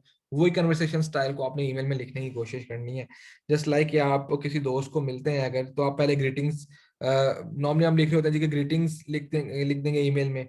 ठीक है, I hope the weather is fair where you are. ठीक है, वेदर पे बात हो जाती है। लेकिन जब हम कॉफी शॉप में किसी को मिलेंगे तो हम ये नहीं कहेंगे उसको कि यार, हम सिंपली कहेंगे hi, thanks again for your time, इस तरह की बात करेंगे हम। तो इस तरह ग्रीटिंग्स एंड वेदर और इस तरह की चीजें, ये चीजें ईमेल में अवॉइड करें, क्योंकि हम नेचुरल सेटिंग्स में जब किसी से कन्वर्सेशन कर रहे हैं तो उस वक्त भी ये चीजें नहीं लिखते। तो ईमेल राइटिंग के टाइम पे आप अज्यूम करें कि the other person is sitting in front of you और आप उससे बात कर रहे हैं, तो you are having a natural conversation with that person.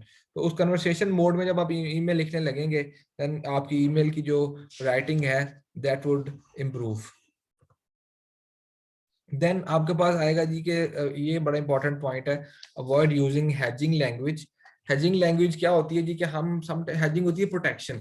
ठीक है, हम समटाइम्स वेग जो है वो टेक्स्ट यूज करते हैं ईमेल्स की बॉडी में, और उसको अपने आप को जो है ना कवर करने के लिए। तो अभी मैं आपसे एग्जांपल्स भी शेयर करता हूँ हैजिंग लैंग्वेज की। तो उस केस में क्या होता है जी कि हैजिंग लैंग्वेज जो होती है ना, बेसिकली वो हमारे कॉन्फिडेंस को जो है ना वो शेक कर रही होती है। ठीक है। और क्या करते हैं हम कि हम बाजुकात टू द पॉइंट और स्ट्रेट बात नहीं करते, हम उसको जो है ना थोड़ा सा घुमा फिरा के बात करने की कोशिश कर रहे होते हैं, ताकि डायरेक्टली हमारे पे इम्पैक्ट ना आ जाए। ठीक है ना।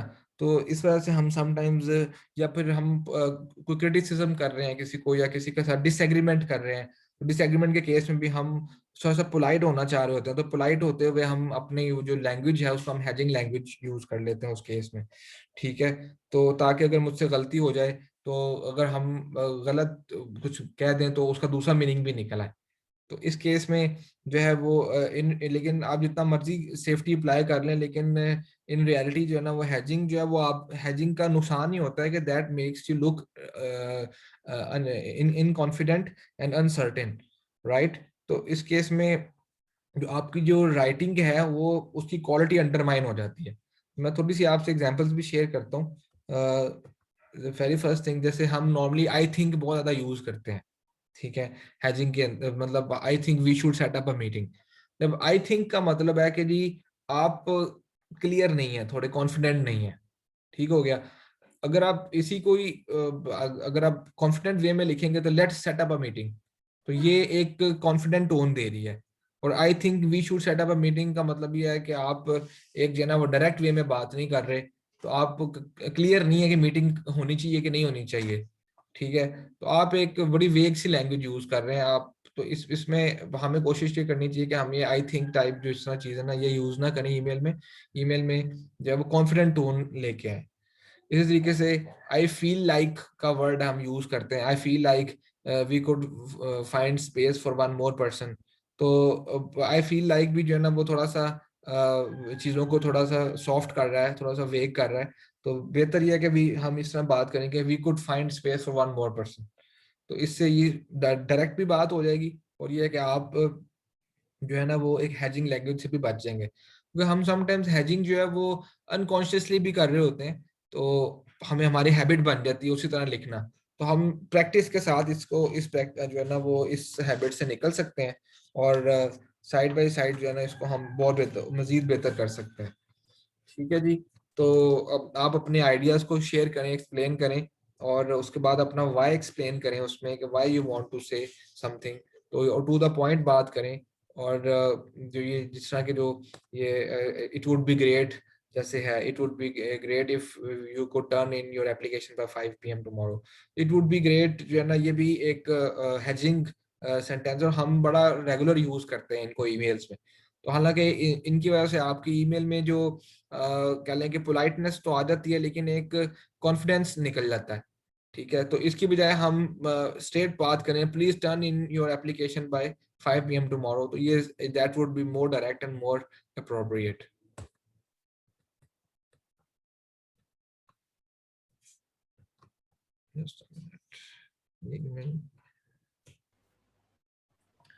नेक्स्ट हमारे पास है शुड बी एबल टू।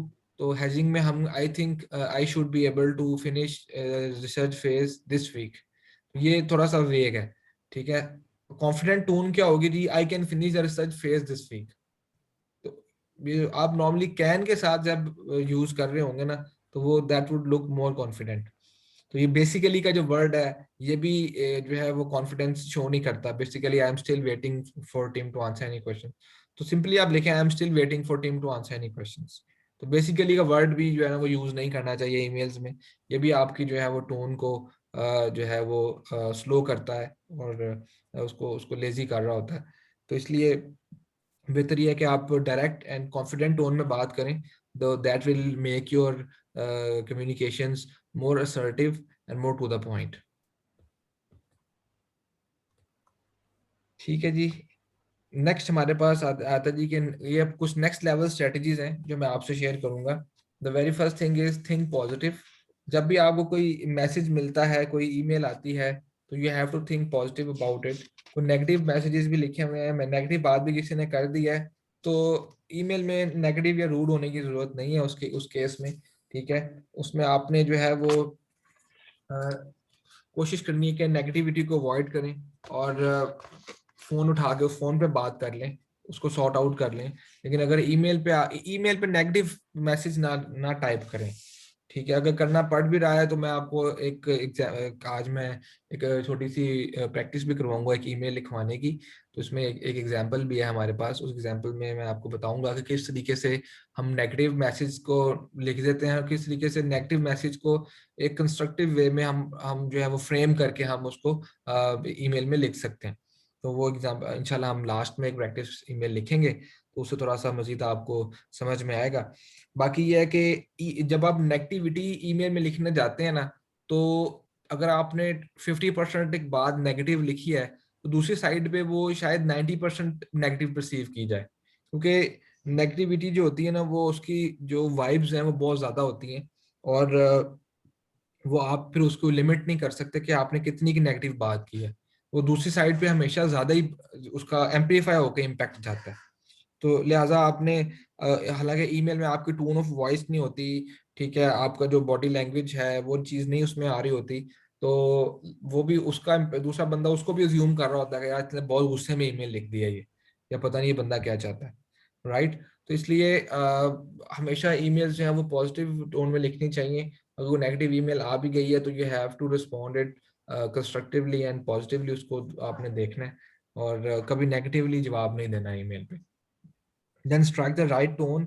बहुत इंपॉर्टेंट है जी कि आप ईमेल में राइट टोन जो है वो दें, और ये बैलेंस मेंटेन करना कि आप किस तरीके से राइट टोन देते हैं। ये आपने सबसे पहले तो आपने देखना है कि दूसरा जो बंदा जिसके लिए आप ईमेल लिख रहे हैं, ऑडियंस है, उसके साथ आपका रिलेशनशिप कैसा, कितना फॉर्मल रिलेशनशिप है, कौन सी ऑडियंस है, क्या उसके साथ जो है वो किस मौजू पे बात हो रही है। तो वो चीज़ बड़ी इंपॉर्टेंट है टोन सेट करने में। और लेकिन इसमें एक चीज मैं बताना चाहूँ कि बाज़ औक़ात हम जेनेरिक ईमेल्स भी लिख देते हैं, जैसे डियर क्लाइंट। तो क्लाइंट की बजाय हम जो है वो नाम लिख रहे हैं उस बंदे का जिसको ईमेल हम लिख रहे हैं। काइंडली आप म्यूट कर दें ये।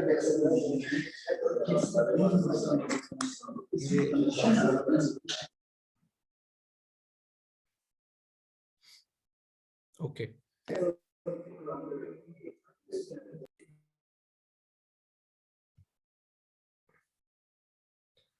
तो you have to strike the right tone email में, ठीक है। और दूसरा फिर किसी के बारे में अगर आप बात लिख रहे हैं ईमेल में, जस्ट लाइक जी with reference to your work in public relations department, तो वो बंदा बेशक पब्लिक रिलेशन डिपार्टमेंट में काम ही नहीं कर रहा है, या फाइनेंस डिपार्टमेंट में काम ही नहीं कर रहा, वो एचआर में काम कर रहा है या सेल्स में काम कर रहा है, तो वो एक अजीब सी बात हो जाएगी कि अगर आपको किसी चीज के बारे में नहीं पता अबाउट अदर पर्सन, तो आप ना लिखें, उसको अवॉइड कर लें। या अगर आप अदरवाइज आप उसको रिसर्च करें, थोड़ा लिंक्डइन पे जाएं, गूगल पे जाके चेक करें, तो ताकि अगर आप ऐसे बंदों को ईमेल लिख रहे हैं जिसके बारे में आप ज्यादा नहीं जानते, आउटसाइड द ऑफिस आप लिख रहे हैं, किसी वेंडर से बात करने लगे हैं, तो आपको उसके डेजिग्नेशन का नहीं पता, तो आप लिंक्डइन पे जाके या गूगल पे उसका नाम लिख के देख लें, मे बी आपको कुछ इन्फॉर्मेशन मिल जाए, ठीक है। तो इससे आपको जो है वो टोन सेट करने में हेल्प हो जाएगी। लेकिन यह है कि you have to put your self in to recipient shoes before sending the email. तो ये एम्पैथी जो है ना, इसके अंदर बड़ा इंपॉर्टेंट एलिमेंट है कि एक दफा खुद रीड करके दूसरे बंदे को माइंड में रख के उसको जो है वो अज्यूम करें कि आप you are the receiver of email और आप उस ईमेल को रीड कर रहे हैं, तो आप किस तरीके से रीड करेंगे उसको। देन उससे आपकी जो है वो टोन, आप उसको टोन को जो है ना बैलेंस ऑफ कर सकते हैं, एडजस्ट कर सकते हैं राइट प्लेसेस पे। देन इसके एक और एलिमेंट आता है जी इसके अंदर कि when to follow up the email, ठीक है। बाज लोग क्या करते हैं जी कि ईमेल करते हैं और आधे घंटे बाद फॉलो अप बिट्स डालना शुरू कर देते हैं उस पर, तो ये चीज़ भी ठीक नहीं है। तो बिकॉज एथिकली आपको 24 आवर्स से पहले जो है वो फॉलो अप नहीं करना चाहिए ईमेल पे, बिकॉज सम पीपल जो है वो दिन में 2 दफा 3 दफा ईमेल्स पढ़ते हैं। तो जो है वो इफेक्टिव भी यही है कि आप बार बार ईमेल्स ना पढ़ें अनलेस अनटिल के आप ऑपरेशंस डिपार्टमेंट में है। बाज डिपार्टमेंट्स इतने सेंसिटिव नेचर के होते हैं कि जहां आपको ईमेल्स पे थोड़ा ज्यादा क्विकली रिस्पॉन्ड करना पड़ता है, लेकिन स्टिल फॉलो अप, अगर आप ईमेल पे आपने देखा कि रिस्पॉन्स नहीं आ रहा, आपको जल्दी रिस्पॉन्स चाहिए, तो फिर ईमेल की बजाय यू हैव टू डिसाइड कि आप फोन कर लें, ठीक है। ईमेल तो आप करते ही तब हैं जब आपको आपके पास एक आध दिन का मार्जिन होता है उसमें, देन आप करते हैं जी ईमेल कर देते हैं, चले अगला बंदा पढ़ेगा और रिस्पॉन्ड कर देगा, ठीक है ना। तो फॉलो अप भी क्विकली इतना फॉलो अप करना भी जो है ना दैट लुक्स बैड।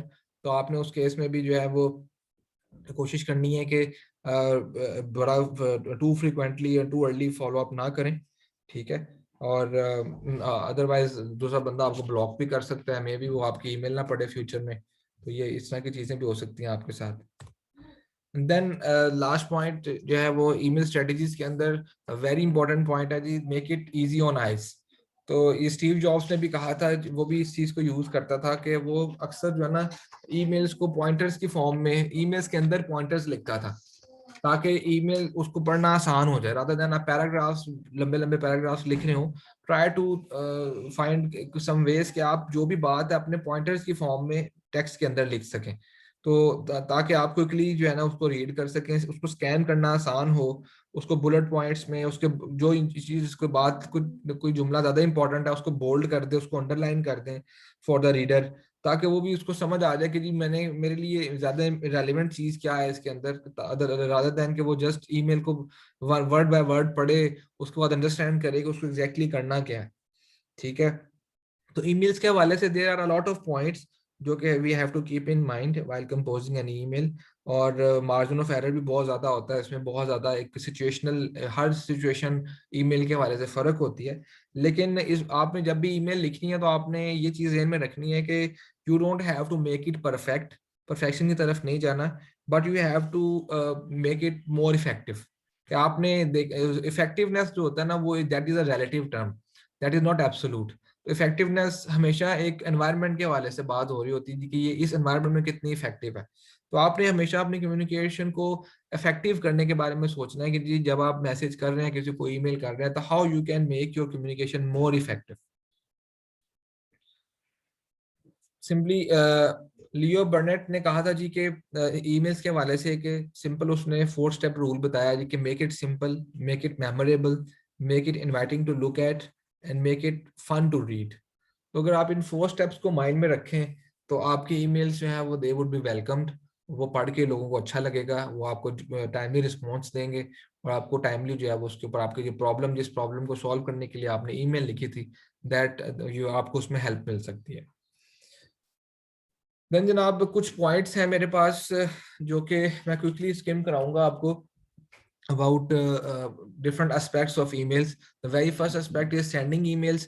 जब भी आप email send कर रहे हैं तो आपने जाहिर बात है courteous greetings and closing देनी है, ठीक है। स्टार्ट में मैंने एक्सेप्शन आपसे शेयर कर दी है कि जब आप एक रूटीन एक चेन ऑफ ईमेल्स में बात कर रहे हैं उसमें ग्रीटिंग देने की जरूरत नहीं है, उसमें टू द पॉइंट बात करें। लेकिन अदरवाइज जो है वो आपको आप जो है वो ग्रीटिंग एंड क्लोजिंग को मिस ना करें। Then appropriate level of formality है, ठीक है जी, कितना फॉर्मल होना है आपने दूसरे बंदे के साथ। अगेन सिचुएशनल स्टोरी है ये, लेवल आपका level of relationship with other person है। देन फिर जब आपने ईमेल सेंड करनी है तो स्पेल चेक लाजमी लगाना है। एक दफा जो है वो स्पेल चेक का वो फॉर्मूला जो शॉर्टकट की है वो देख लें क्या है आपके जिस एनवायरनमेंट से आप कर रहे हैं। तो वो ईमेल्स में अंडरलाइनिंग भी कर देता है समटाइम्स एरर्स को, तो वो आप उसको भी देख लें। लेकिन मेक श्योर कि आपकी ईमेल में स्पेलिंग्स की मिस्टेक्स ना हो, बिकॉज जो स्पेलिंग्स की मिस्टेक्स हैं उससे आपकी जो है ना वो कह लें कि क्रेडिबिलिटी और आपका जो प्रोफेशनलिज्म है उस पर बड़ा बड़ा इम्पैक्ट आता है उसके ऊपर, ठीक है जी। टोन ऑफ ईमेल है बहुत इंपॉर्टेंट एलिमेंट है, जब भी आप सेंड करने लगे एक दफा रीड करें ईमेल को ताकि आपको खुद भी समझ आए कि आपकी टोन क्या है। And then include all relevant information, completeness ensure करने कम्युनिकेशन में, जो भी इंफॉर्मेशन आप शेयर करना चाहें that should be complete. Then proper sentence structure होना Then चाहिए, pro sentence structure होना चाहिए. देन आपका सेंटेंस स्ट्रक्चर प्रॉपर होना चाहिए इसके अंदर, ठीक है। एंड इस केस में एक मिनट, यस। सो सम जैसे मैंने बताया, लेकिन लोग मोबाइल से जब मैसेज कर रहे हैं तो उसमें अपर केस लोअर केस का ख्याल नहीं रखते, तो दैट आल्सो लुक्स बैड, तो उसको भी आपने लाजमी जो है वो you have to take care. And then generalities के ऊपर आपने लाजमी देखना है जी कि जर्नल उसमें टर्म्स ना लिखी जाएं, जो टू द पॉइंट बात की जाए। जैसे मैंने एक प्रोग्राम की एग्जांपल दी कि आपने जो है वो प्रोग्राम अगर सब्जेक्ट में लिख रहे हैं तो आप बताएंगे किस डेट का प्रोग्राम है, लीडरशिप प्रोग्राम है, कौन सा प्रोग्राम है, उस प्रोग्राम के बारे में आप बात करें। And then reply an emotionally charged email, अगर एक ऐसी ईमेल आपको आ गई है जिसके अंदर जो है वो इमोशंस हैं, बड़ा गुस्से से ईमेल किसी ने लिख दिया या कुछ ऐसा कर दिया है, तो उस केस में जो है वो आपने जो है वो ये आईफोन से कुछ, अच्छा ओके सॉरी, तो वो जो इमोशनली चार्ज्ड ईमेल है उस केस में आपने जो है वो कोशिश ये करनी है कि आप उसका रिप्लाई फौरन ना करें, ठीक है। आप बेशक 24 आवर्स लें उसको रिप्लाई करने में, in case it is not urgent. तो उस केस में आप जो है वो ये समवन इज आईफोन, आईफोन से कोई लॉगिन हुआ है, आई एम नॉट श्योर कि क्या इससे, हु इज दिस गाय। ये iPhone से who is the person who is login from iPhone?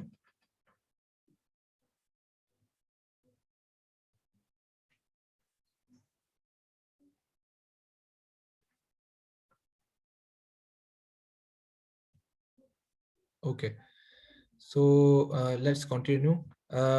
ठीक है जी, आपने इमोशनली चार्ज्ड ईमेल को आपने जो है वो जो है वो फौरन रिप्लाई नहीं करना, इमोशंस के साथ नहीं रिप्लाई करना, वेट ऑन इट, और फिर वेट करने के बाद देन उसके ऊपर प्रॉपर सोचें समझें देन रिप्लाई करें।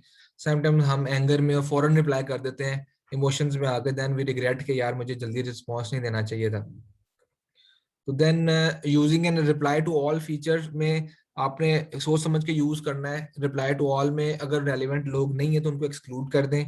And then last check of email addresses, जब भी आप ईमेल सेंड करने लगे हैं तो लास्ट ईमेल सेंड करने से पहले लाजमी देख लें एक दफा के जो है वो उस ईमेल में कौन से लोग कॉपी होने चाहिए और आपका सब्जेक्ट प्रॉपर है, ठीक है। और ख़ास तौर पे और एक और चीज़ कि जब भी आप ईमेल टाइप कर रहे हैं तो आपने जो एड्रेसेस हैं वो पहले नहीं लिखने, एड्रेसेस सबसे लास्ट में लिखते हैं, ताकि जो है वो गलती से आपसे सेंड का बटन ना दब जाए। अगर सेंड का बटन दब गया आपसे तो वो ईमेल सबको चली जाएगी, तो आपके लिए एम्बैरेसिंग सिचुएशन बन जाएगी। तो हमेशा ही अपने लिए एक रखें एग्जांपल के, आपने हमेशा जो ईमेल जो एड्रेसेस लिखने हैं ईमेल में, that should be added in the last. जब आपने बॉडी साइड टाइप कर लिया है, प्रूफ रीडिंग कर लिया है, सब कुछ कर लिया है, देन आपने जिन जिन को ईमेल सेंड करनी है उनके एड्रेसेस लिखें और उनको फॉरवर्ड करें।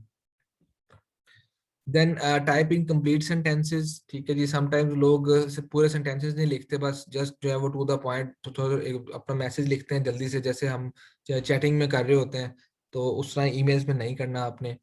And then intention of the email जो है वो आपने खुद से अज्यूम नहीं कर लेनी कि मुझे नेगेटिव ईमेल लिखी गई है या पता नहीं ये बंदा क्या कहना चाह रहा है। अजम्पशंस नहीं लेनी ईमेल में। If something is unclear do ask, तो खुद से अजम्पशन ना लें कि भाई इस बंदे का मतलब यही होगा ये कहने का, ठीक है जी। देन आपने एक्नॉलेज करना है ईमेल को। समटाइम्स होता है कि आपको ईमेल आती है तो आप उसको एक्नॉलेज करें कि जी ठीक है मुझे रिसीव हो गई है, तो एक्नॉलेजमेंट भी that is also a good feature. लेकिन जो है जो इंपॉर्टेंट ईमेल्स हैं, कोई इंपॉर्टेंट कम्युनिकेशन चल रही है, उस केस में एक्नॉलेज करें। हर दफा हर ईमेल को एक्नॉलेज करना जरूरी नहीं होता, ठीक है। तो इससे दूसरे बंदे का इनबॉक्स भी फिल हो रहा होता है बिना वजह ही। तो आपने एक्नॉलेज करना है ईमेल्स को, जो जिस पे एक्नॉलेजमेंट मांगी गई है आपसे कि प्लीज एक्नॉलेज, उसको लाजमी एक्नॉलेज करें। या कोई ऐसी इंपॉर्टेंट ईमेल जिस पे आपको लगता है कि it's important to acknowledge that email, तो ठीक है उस केस में आप उसको एक्नॉलेज कर दें। और अप्रोप्रिएट सब्जेक्ट फील्ड है, बिल्कुल सब्जेक्ट फील्ड पर हम पहले भी बात कर चुके हैं कि जो सब्जेक्ट है आपने सोच समझ के देना है, और सब्जेक्ट की वजह से आपकी ईमेल जो है वो डिसाइड होगी कि आप किसी ने ओपन करनी है या नहीं करनी। Then brief and to the point बात करनी है। Hesitation to say thank you, आपने हेजिटेट नहीं करना थैंक यू बोलने में। जब भी आप ईमेल लिख रहे हैं आप लोगों को लाजमी थैंक करें, उसमें अप्रिशिएट करें। किसी ने आपको हेल्प किया है तो लाजमी अप्रिशिएट करें। लॉन्ग कन्वर्सेशंस के लिए फोन कॉल यूज करें, ईमेल ना लिखें, टाइप ना करें। एंड देन ईमेल जब भी एंड करनी है आपने, तो उसके अंदर लाजमी आपने जो है वो कर्टियस टोन और ग्रीटिंग्स वगैरह जो होती हैं आपकी, थैंक यू वगैरह, इस तरह की चीजें, जो क्लोजिंग रिमार्क्स हैं वो आपने लाजमी यूज करने हैं। तो ये कुछ हमारे पास सेंडिंग ईमेल से रिलेटेड पॉइंट्स थे। देन अब मैं फॉर्मेटिंग के हवाले से बताता हूँ, ठीक है। When you are formatting email, तो फॉर्मेटिंग के पर्सपेक्टिव में ऑल कैप्स यूज नहीं करने, जस्ट लाइक द वन जैसे कि यहाँ पे किए गए हैं। इसका मतलब होता है shouting, you are shouting at the other person, ठीक है। तो इसके इस तरह आपने नहीं करना इस केस में, ठीक है। एंड देन जो when to bold your type, जब आप जिन पॉइंट्स को आप समटाइम्स आप हाईलाइट करना चाह रहे हैं, आपकी ईमेल थोड़ी सी बड़ी है लेकिन उसमें कुछ इंपॉर्टेंट पॉइंट्स हैं, आप वो हाईलाइट करके रीडर को सपोर्ट करना चाह रहे हैं, तो आप बोल्ड कर सकते हैं, अंडरलाइन कर सकते हैं, ठीक है। कुछ लोगों ने पैटर्न बैकग्राउंड यूज किया होता है, ठीक है। बैकग्राउंड पे डब्बे बने होते हैं या बैकग्राउंड बड़ा अनयूजुअल सा होता है, तो वो चीज नहीं करनी है आपने। वो एक कह लें कि आंखों को अच्छा नहीं लगता, डिस्ट्रैक्शन भी क्रिएट करता है, ठीक है। आपने जो लिखा होता है उसको भी वो समटाइम्स जो है वो अंडरमाइन कर देता है। तो इसलिए पैटर्न बैकग्राउंड ना यूज करें, सिंपल प्लेन जो रेगुलर लोग यूज करते हैं उसको करें। और fancy and multiple fonts use नहीं करने। बाद लोगों ने आधी ईमेल किसी और फॉन्ट में लिखी होती है, आधी ईमेल किसी और फॉन्ट में लिखी होती है, ठीक है। तो ये चीज ठीक नहीं है। एक ही फॉन्ट यूज करें, और जो रेगुलर आप यूज करते हैं, एरियल, टाइम्स न्यू रोमन, ठीक है, इस तरह के जो फॉन्ट रेगुलर यूज होते हैं सिर्फ वो यूज करें। फैंसी से बड़े अजीब अजीब से फॉन्ट्स यूज ना करें उसके अंदर, ठीक है जी। यूज ऑफ इमोटिकॉन्स जो है वो समटाइम्स ये आप डिपेंड करता है, जैसे स्माइलीज लोग बनाते हैं, ठीक है, इस तरह की जो चीजें होती हैं, तो ये depends on the relationship with the other person के कितना किस हद तक आपका रिलेशनशिप फॉर्मल है, उस हद तक आप यूज कर सकते हैं इसको, ठीक है। If that is a norm in your office, in your office culture, तो उसमें आप यूज कर सकते हैं, लेकिन डोंट यूज टू मच। बस एक हद तक कुछ लिमिटेड से आप इमोटिकॉन्स यूज कर सकते हैं। और ऑल स्मॉल केस टाइपिंग भी नहीं करनी, जिस तरह ये स्मॉल केस में आपने किया हुआ है, ठीक है। ये पहले भी एक्सप्लेन कर चुका हूँ को इसको आपने लाजमी जो है वो फॉलो करना है कि सेंटेंस स्ट्रक्चर प्रॉपर होना चाहिए आपका, कैपिटल और स्मॉल जहां जहां आने चाहिए उसी तरह उसको करें। एंड देन जनरलिटीज के बारे में बार बार फोकस कर रहा हूँ कि जनरल जो आपके पॉइंट्स हैं और जो जनरल चीजें हैं वो ईमेल में ना लिखें, हमेशा टू द पॉइंट और स्पेसिफिक बात करें ईमेल में। तो देन आपके पास जनाब ईमेल अटैचमेंट्स आ जाती हैं। ईमेल अटैचमेंट के हवाले से आपने जो है वो लार्ज ईमेल्स जो है वो अटैचमेंट्स नहीं लगानी, ठीक है। अगर फर्ज करें कि बिकॉज वो समटाइम्स आप वो आपके ईमेल को भी ब्लॉक करेंगी, दूसरे बंदे के ईमेल को भी ब्लॉक करेंगी। तो आपने करना ये है कि अगर कोई लार्ज अटैचमेंट है ही है तो उसको डिफरेंट जो है वो उसके पीसीस बना के मल्टीपल ईमेल्स में शेयर करें। उसको बता भी दें कि ये 1 ऑफ 4 है, 2 ऑफ 4 है, 3 ऑफ 4 है, 4 ऑफ 4 है, ताकि अगर 4 पार्ट्स हैं उसके तो हर पार्ट अगले बंदे को समझ आ जाए कि जी मुझे कितने पार्ट्स रिसीव हो गए हैं, कितने पार्ट्स अभी तक नहीं आए, टोटल पार्ट्स कितने हैं।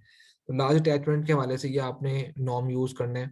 देन आपने ये मेक श्योर करना है कि आपको जो एंटीवायरस प्रोग्राम्स हैं उनकी स्कैनिंग के अंदर जो है वो अटैचमेंट्स वो इंक्लूडेड हैं, ताकि जो भी ईमेल्स आपको आ रही हैं वो आपके प्रोग्राम्स में, वो आपको जो एंटीवायरस प्रोग्राम है उन ईमेल अटैचमेंट्स को स्कैन कर रहा है regularly. And then multiple attachments अगर आ रही हैं तो जो है वो उनको डिफरेंट मतलब जो है ना ईमेल्स में स्प्रेड कर दें, ठीक है। एक ही में बहुत ज्यादा स्टफ करने की जरूरत नहीं है, एक ही ईमेल में वो अगेन वो आपको उसको लार्ज कर देगा। अगर कोई अननोन पर्सन से अटैचमेंट आती है आपको तो आपने उसको जो है वो ओपन नहीं करना एथिकली। इट्स नॉट गुड कि आप किसी की अटैचमेंट किसी ने अनइंटेंशनली आपको सेंड कर दिया, आपको मार्क कर दिया, तो आप उसको वापस बता दें कि भाई ये ईमेल आपने सेंड की है और आप उसको शिफ्ट डिलीट कर दें। तो किसी और बंदे की अटैचमेंट को पढ़ना जो है वो एथिकल नहीं है। एंड देन जो है वो अदर जब भी आप किसी बंदे को अटैचमेंट सेंड कर रहे हैं ना, तो आपने ये मेक श्योर करना है कि जो अटैचमेंट आप कर रहे हैं उसका जो फॉर्मेट है वो सॉफ्टवेयर दूसरे बंदे के पास होना चाहिए। समटाइम्स लोग ऐसे ऐसे सॉफ्टवेयर में, जैसे विजियो सॉफ्ट है, विजियो की फाइल आप शेयर करते हैं तो हर किसी के पास विजियो, माइक्रोसॉफ्ट विजियो नहीं होता, तो उसकी फाइल ओपन नहीं होती। तो बेहतर ये है कि आप विजियो की फाइल पहले पीडीएफ में कन्वर्ट करें एंड देन पीडीएफ जो है वो उस वो फाइल शेयर करें, क्योंकि पीडीएफ नॉर्मली हर बंदे के पास ही होता है, हर लैपटॉप में ओपन हो जाता है, सिस्टम में ओपन हो जाता है। तो जब भी आप कोई अननोन से फॉर्मेट्स यूज कर रहे हैं सॉफ्टवेयर के, तो उसको आप कोशिश करेंगे, या तो आपको पता होगा दूसरे बंदे के पास भी वो सॉफ्टवेयर अवेलेबल है, आपके ऑफिस में कॉमनली यूज हो रहा है और वो मसला नहीं होगा फाइल ओपन करने में, फिर तो ठीक है। अदरवाइज फिर पीडीएफ में कन्वर्ट करें, पीडीएफ शेयर करें। देन आप अगर आप इमेज शेयर कर रहे हैं, ग्राफिक्स शेयर कर रहे हैं इमेज इमेज की उसमें ईमेल की बॉडी में, तो उसमें आपने कोशिश करनी है 600 मेगापिक्सल तक, 600 पिक्सल तक रखें उसको क्योंकि जो 600 पिक्सल्स हैं वो इजीली ओपन हो जाते हैं ईमेल के अंदर, और आप इजीली गूगल पे जाके तो अपने इमेज को रीसाइज भी कर सकते हैं। तो उससे ये है कि अगर ईमेल मोबाइल में ओपन हो रही है या जहां भी ओपन कर रहे हैं आप, तो वो आपकी जो है वो ईमेल इजीली रीडेबल होगी और वो जो पिक्चर है वो इजीली पढ़ी जा सकती है, लोड भी जल्दी हो जाएगी उसके अंदर, मोबाइल के अंदर और सिस्टम में। तो देन हमारे पास नेक्स्ट है जी कि विच एड्रेस टू इंक्लूड। आपने देखने हैं कि कौन कौन से एड्रेसेस आपने जो है वो ईमेल में रखने हैं, ठीक है। टू में कौन कौन से आने चाहिए, जो है सीसी में कौन कौन से लोग आने चाहिए। एंड देन आपने जो है वो जो सीसी यूज कर रहे हैं आप, उसका पता होना चाहिए आपको कि उसका इम्पैक्ट क्या है, कि किन किन लोगों को जा रही है वो, ठीक है। तो जो जो मतलब ओवर यूज ना करें सीसी का, ताकि फिर अदरवाइज लोग आपकी ईमेल्स पढ़ना छोड़ देंगे, क्योंकि उनको पता होगा यार इसकी साइट से ईमेल अक्सर इरेलीवेंट ईमेल्स ही आ रही होती हैं, तो समटाइम्स आपकी रेलिवेंट ईमेल भी स्किप हो जाएगी। तो इसलिए जो लोग रेलिवेंट हैं सिर्फ उन्हीं को ऐड करें सीसी में, हर बिला वजह हर किसी को इस सीसी में ऐड ना करें। एक फीचर होता है RR, रिटर्न रिसीट। इसमें क्या होता है कि आप दूसरे बंदे को जो है वो ईमेल में जो है वो एक फीचर ऑन करके भेजते हैं कि जैसे ही आपको ईमेल मिल जाए तो आप मुझे रिसीट सेंड कर दें, एक्नॉलेजमेंट सेंड कर दें। तो ये ओवर यूज नहीं करना चाहिए, अगला बंदा इरिटेट होता है इससे, तो लोग बार बार हर ईमेल को कह रहे हैं जी कि मुझे रिटर्न रिसीट करें इसकी, ठीक है। एक्नॉलेजमेंट आप रिक्वायर कर रहे होते हैं एक्नॉलेजमेंट, तो इसको ओवर यूज नहीं करना। जो बहुत ही क्रिटिकल ईमेल है, बहुत इंपॉर्टेंट ईमेल है, उस केस में आप रिटर्न रिसीट रिक्वेस्ट कर सकते हैं। एंड देन एड्रेसेस रिमूव करते हैं जो आपको लगता है कि वो रेलिवेंट नहीं है। एंड देन आप उसके बाद जो है वो जो भी ईमेल्स एड्रेसेस हैं स्ट्रेंजर्स को आपने एक्सपोज नहीं करने हैं। समटाइम्स अगर आप आउटसाइड ऑफिस ईमेल कर रहे हैं तो आप अपने ऑफिशियल ईमेल्स जो जिन लोगों को आप बीसीसी कर दें उनको, ठीक है, ताकि स्ट्रेंजर्स जो आउटसाइड द कंपनी, आउटसाइड लोग हैं, उनको एड्रेसेस नजर ना आए।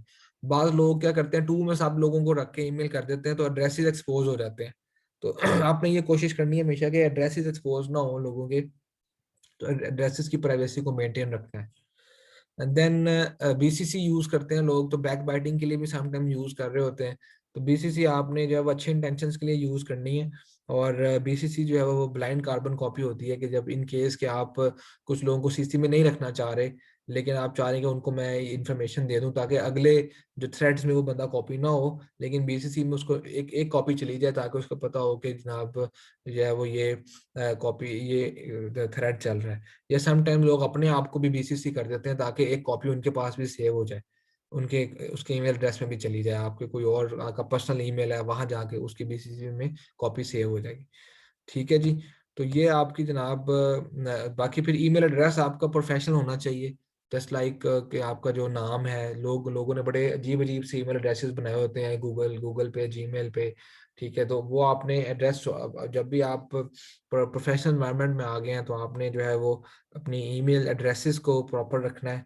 एंड देन ईमेल में जैसे पहले ही बताया कि आपने अजम्पशंस नहीं लेनी।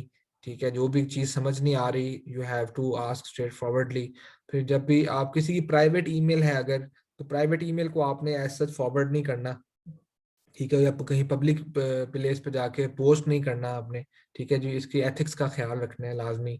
ठीक है, एंड देन आपके पास जो है वो किसी ईमेल में अगर मिसअंडरस्टैंडिंग आ गई है तो आपने कोशिश ये करनी है कि हमेशा फ़ोन उठाएं और फ़ोन पे उस मिसअंडरस्टैंडिंग को सॉल्व करने की कोशिश करें, रादर दैन कि आप ईमेल पे ही क्लैरिफिकेशन लिखना शुरू कर दें।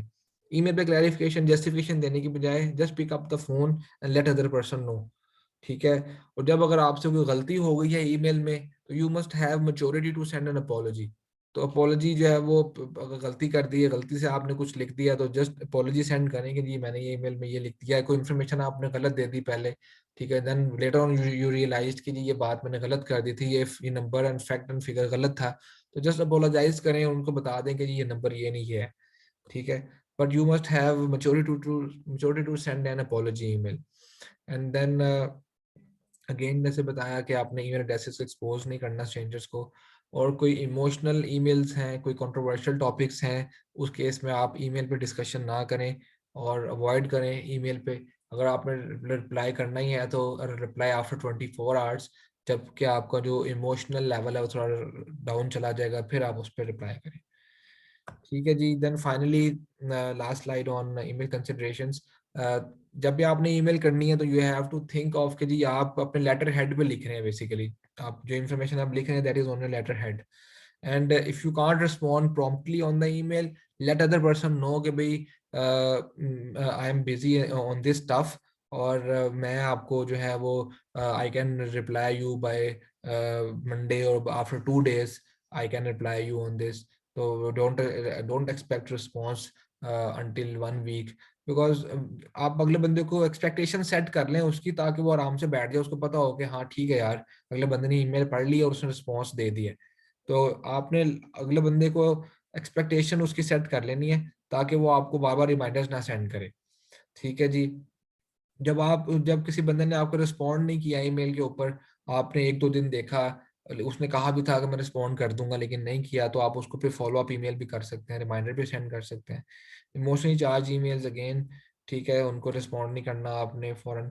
और feel free to modify subject. Sometimes होता है कि सब्जेक्ट जो होता है ना ईमेल का, वो आपको लग रहा होता है कि वो अप्रोप्रिएट नहीं है, किसी और बंदे ने ईमेल थ्रेड चलाया लेकिन आपको लगता है कि वो थ्रेड अप्रोप्रिएट नहीं है, तो उस केस में आप जो है वो उस थ्रेड को आप चेंज कर, आप खुद से जाके सब्जेक्ट चेंज कर सकते हैं, उसको अपडेट करें, उसको चेंज करें। ठीक है, एंड देन कोई हाँ एक ये गलती लोग अक्सर करते हैं जी कि एक पुरानी ईमेल निकालते हैं थ्रेड, उसके ऊपर नया टॉपिक चलाना शुरू कर देते हैं। तो ये भी बड़ा वियर्ड लगता है कि आप पुराने थ्रेड पे जो है वो नई नई बात करनी शुरू कर दें। अगर कोई नई बात है, नया टॉपिक है, तो उसके लिए नया ईमेल थ्रेड शुरू होना चाहिए, रादर देन के पुराने थ्रेड पे ही आप जो है ना वो कंटिन्यू करना शुरू कर दें। तो देन एक और गुड प्रैक्टिस ये है कि जब भी आप अपने जो है ईमेल ट्रैश है या स्पैम है उसको भी देखते रहा करें। को समटाइम्स कोई अच्छी ईमेल होती है जो रेलिवेंट ईमेल है आपसे, वो उधर स्पैम में जाके पड़ी रह जाती है ड्यू टू सम रीजन, तो आप उसको मिस कर देते हैं। ठीक है, तो आपने देखना है कि अगर कोई अपना ट्रैश को क्विकली एक नज़र देख लिया करें, कोई रेलेवेंट ईमेल वहां तो नहीं चलेगी आपके। तो ये भी एक बेस्ट प्रैक्टिस है। जब भी आप ईमेल टाइप कर रहे होते हैं तो टाइप करने में आपने ये लाजमी देखना है कि you have to type on to others as you would have them to type on to you. ठीक है जी। तो मतलब जिस तरीके से आप खुद चाह रहे हैं कि आपको रिस्पांस दिया जाए दूसरों की तरफ से, वैसे ही आप भी रिस्पांस दें दूसरों को। तो ये बड़ा इंपॉर्टेंट है। तो बिकॉज कहते हैं ना कि जैसा आप एक्सपेक्ट करते हैं कि आपसे बिहेव किया जाए, ठीक है, आप भी दूसरे उस दूसरे वैसे ही बिहेव करें। यही हम जो है वो फॉर्मूला ईमेल्स में यूज करते हैं। तो जी एक हम बात करते हैं जी के स्टैंडर्ड प्रीफिक्सेस ईमेल्स में आ रहे होते हैं। जब भी कोई ईमेल चलती है तो ईमेल के सब्जेक्ट के साथ आर ई लिखा होता है, या बाज सब्जेक्ट के साथ एफ डब्ल्यू लिखा होता है। ठीक है, तो ये आर ई का मतलब होता है रिप्लाई। ठीक है, यानी कि ये ईमेल आगे होके आपने इस पर रिप्लाई करना है, या ये फर्स्ट ईमेल आई है सब्जेक्ट के बाद, ठीक है, या this is something that is regarding to. R E जो है वो लैटिन वर्ड भी है जिसका मतलब होता है अबाउट, कंसर्निंग, रिगार्डिंग। तो ये आर ई जो का वर्ड लिखा होता है समटाइम्स। लेकिन देन एफ डब्ल्यू भी लिखा होता है। एफ डब्ल्यू का मतलब होता है फॉरवर्ड मैसेज। ये ईमेल के सब्जेक्ट के साथ लिखा होता है। ठीक है, जब भी आप कोई ईमेल फॉरवर्ड करते हैं तो फॉरवर्ड करते साथ ही जो है ना वो सिस्टम क्या करता है, वो सब्जेक्ट के साथ एफ डब्ल्यू लगा देता है। उसका मतलब होता है कि ये एक फॉरवर्डेड मैसेज है, किसी और बंदे ने इस मैसेज को लिखा है और देन अब उसको फॉरवर्ड किया जा रहा है। ओके, सो देन अब हम बात करते हैं जी कि ईमेल्स में, ईमेल की बॉडीज में एक्रोनिम्स भी इस्तेमाल किए जाते हैं। ठीक है, इन एक्रोनिम्स के ऊपर ये भी आप स्क्रीन पे देख सकते हैं कि एक एक्रोनिम्स के साथ एक सेंटेंस लिखा हुआ है जो ईमेल्स में यूज होता है। तो इसको आप कोई बंदा मुझे पढ़ के सुना सकता है? Anyone from the audience?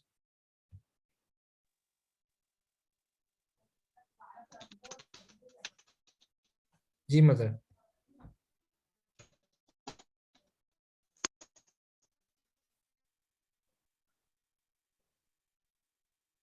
Mother, can you hear मी?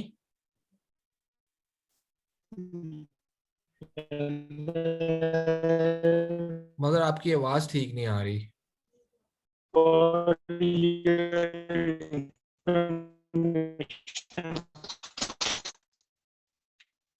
नहीं mother, there's some distortion at your end. Avas, can you hear me?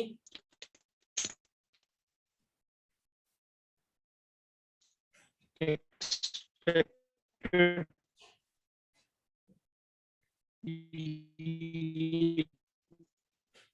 triple No. open. Okay, mother, there is some distortion. Yes. There is some distortion from your end. Anyways, I will explain it myself.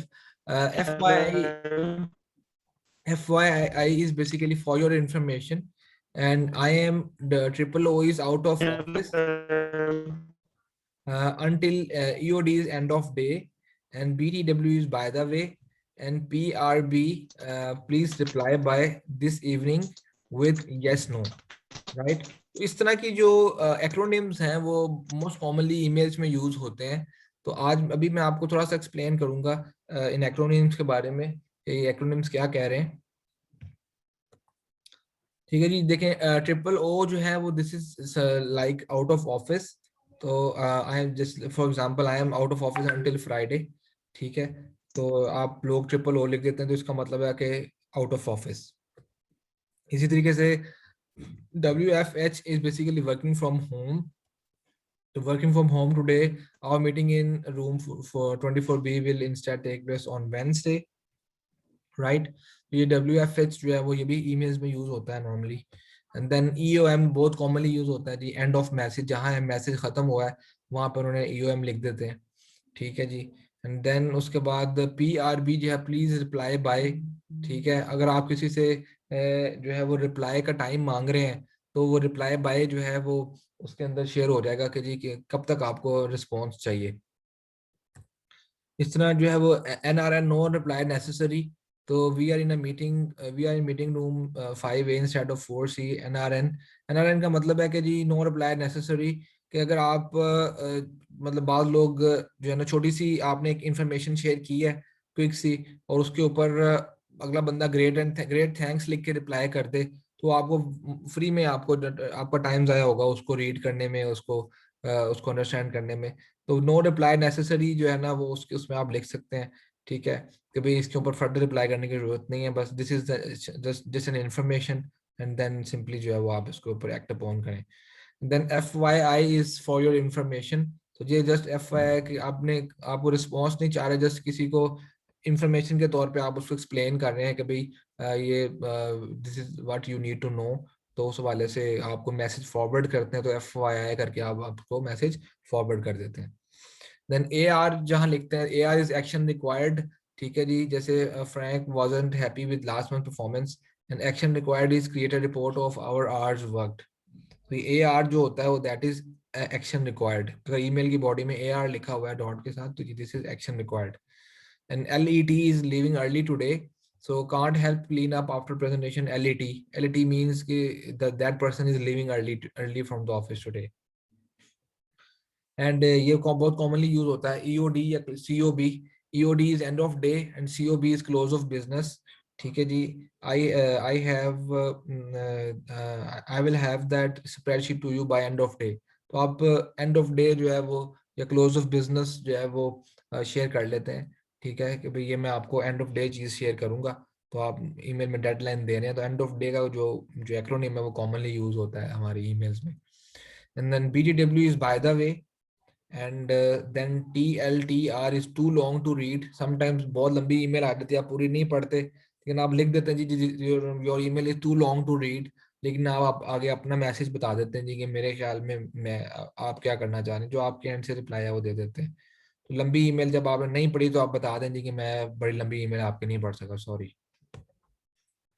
बिल्कुल ये भी similar ही है, too long and didn't read, उसी तरीके से TLDR लिखते हैं।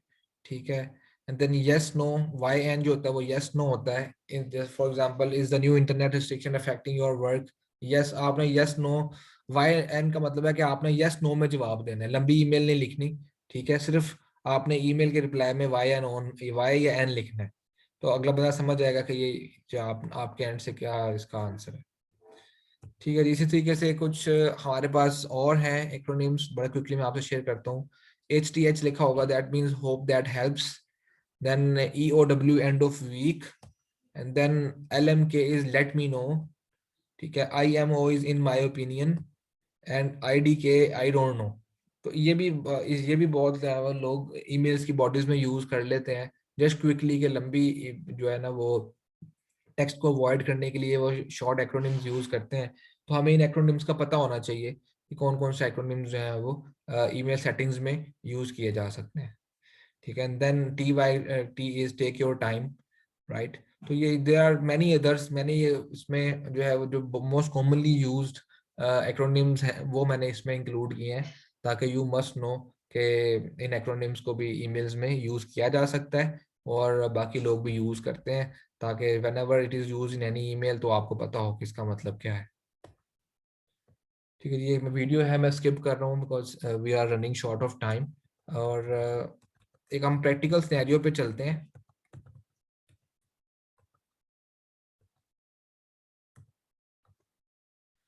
जी, ये एक ईमेल है कि एक एम्प्लॉय है, उसने ईमेल कर दी है अपने जो है ना वो ऑफिस में किसी बंदे को, बड़ी कोई उसने रेगुलर सी ईमेल की है।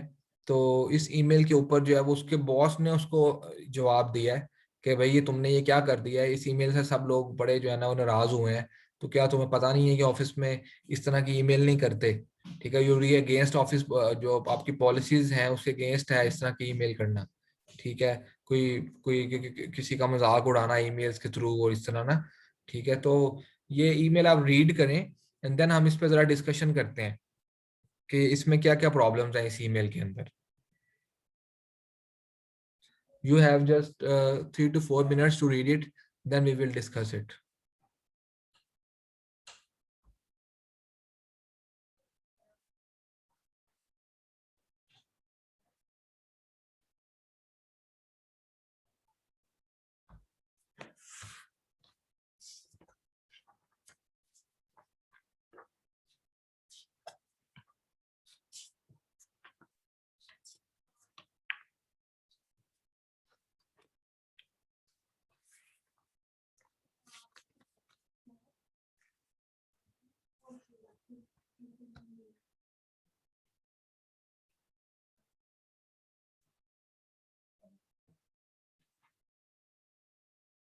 जी आप लोगों ने पढ़ लिया email?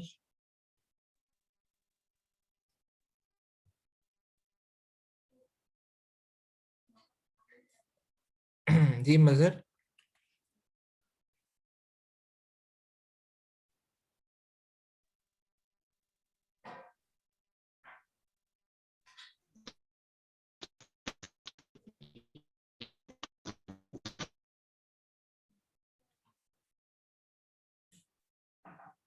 Mazhar, can you hear me?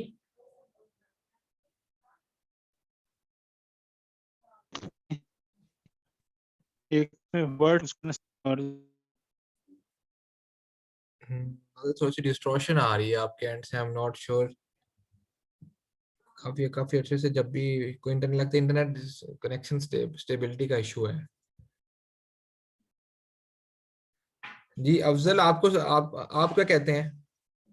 Afzal, are you there? Yes, sir, I'm there. जी जी। जी आप इस ईमेल में आपको क्या लगता है, क्या क्या क्या चैलेंजेस हैं, क्या प्रॉब्लम है? इस ईमेल में एक एम्प्लॉय ने जो ऐसी वर्डिंग अपने अनदर पर्सन को यूज की है जो कि एथिकली उसको यूज नहीं करनी चाहिए थी। तो ठीक है। उसके अगेंस्ट जो है वो रिप्लाई का एक्शन जो है वो रिकॉर्ड किया गया है। जी तो अब जो मैं ये कह रहा हूँ कि जो ये ईमेल लिखी गई है बॉस की तरफ से, क्या ये ईमेल ठीक है? इसमें क्या गलतियां हैं इस ईमेल में? जो हमजा को उसके बॉस ने, आतिफ खान ने ईमेल लिखी है, तो इस ईमेल में क्या इसकी टोन ठीक है? क्या ऐसी ईमेल लिखी जानी चाहिए थी या इसको इम्प्रूव किया जा सकता है? क्या सब्जेक्ट इसका ठीक है? सब्जेक्ट आपके ख्याल में जो है वो सब्जेक्ट इम्प्रूव हो सकता है या बिल्कुल ठीक लिखा हुआ है सब्जेक्ट? इसके बारे में जरा बताएं। नहीं सर, इसका इसमें एक तो नीचे जो उन्होंने सब्जेक्ट लिखा उसमें ग्रामेटिकल की कुछ जो सेंटेंसेस यूज किए हुए हैं उस सेंटेंसेस में उनकी जो वर्डिंग थोड़ी सी ठीक नहीं है। और अगर वो subject you are in trouble की बजाय कुछ और लिखते तो वो ज्यादा इफेक्टेड रहता। ठीक है, ठीक है। Good observation. जी और कोई ऑब्जर्वेशन आपकी? नथिंग मोर सर, ठीक जस्ट। है, ठीक है। Good good good observation Afzal. Anyone else from the audience? कोई और पॉइंट आप शेयर करना चाहें, ऑब्जर्वेशन शेयर करना चाहें आप?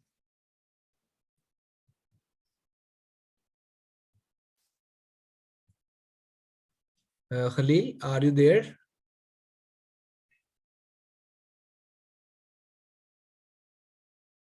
जी खलील, आपको आवाज आ रही है?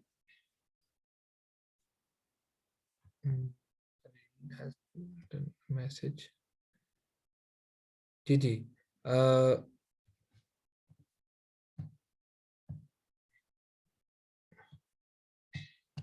जी खलील, आपके ख्याल में इसमें क्या चैलेंजेस हैं, क्या मसले हैं इस ईमेल के अंदर? क्या क्या कौन सा सेंटेंस नहीं लिखना चाहिए था बॉस को एम्प्लॉय के लिए, या क्या टोन यूज करनी चाहिए थी?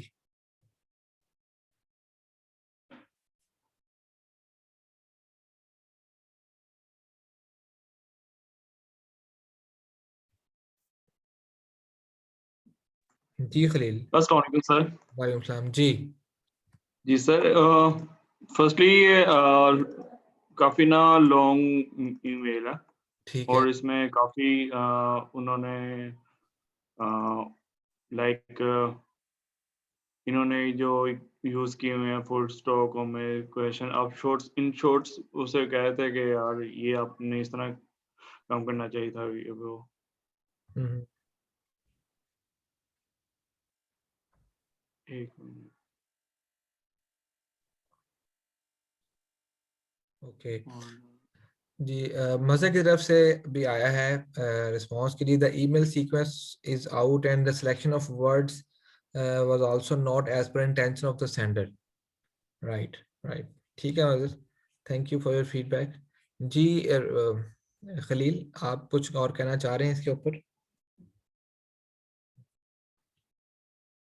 चलिए मैं थोड़ा सा आसान करता हूँ आपके लिए। देखें इसमें what on earth were you thinking when you sent that joke.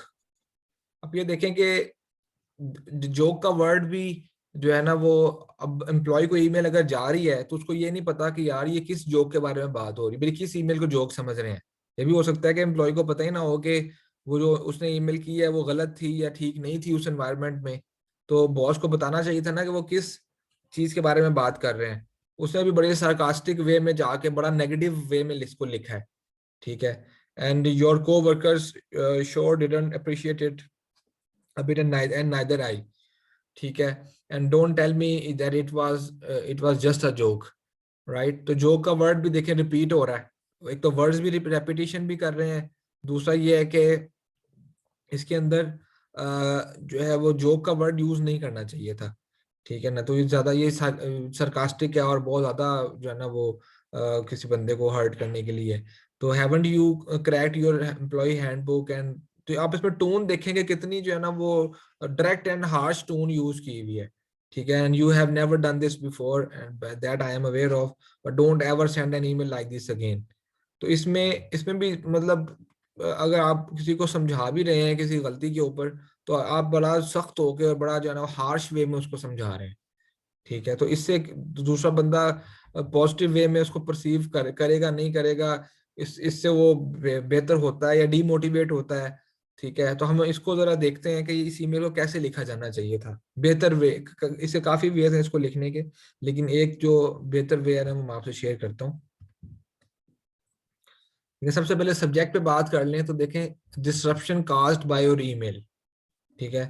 तो यू आर इन ट्रबल की बजाय disruption caused by your email एक थोड़ा सोफिस्टिकेटेड और बेहतर सब्जेक्ट है जिसमें समझ आ रही है कि जो है वो किसी ईमेल से क्या डिसरप्शन हो सकती है, ठीक हो गया। देन उसके बाद आप ये देखें ईमेल में what one person considers funny, another may find offensive and insulting, right?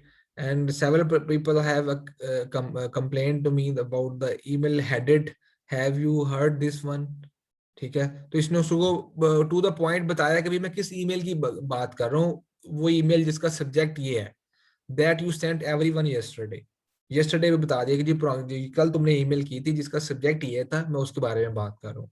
So this was as upset as they were there were by the foul language, ठीक है। I was as upset, ठीक है, मैं भी upset था, वो लोग भी अपसेट थे हुए आपकी फाउल लैंग्वेज से, ठीक है। जोक नहीं यूज किया उसने, यहाँ फाउल लैंग्वेज यूज की है, ठीक है, word which is inappropriate for an email sent at work. Our company's policy does not make an exception for the offensive language, ठीक है। However, even when you are used in jest. So please think about how future emails will affect your co-workers. And if I receive complaints again, HR will have to get involved. So but I trust you, that won't be necessary.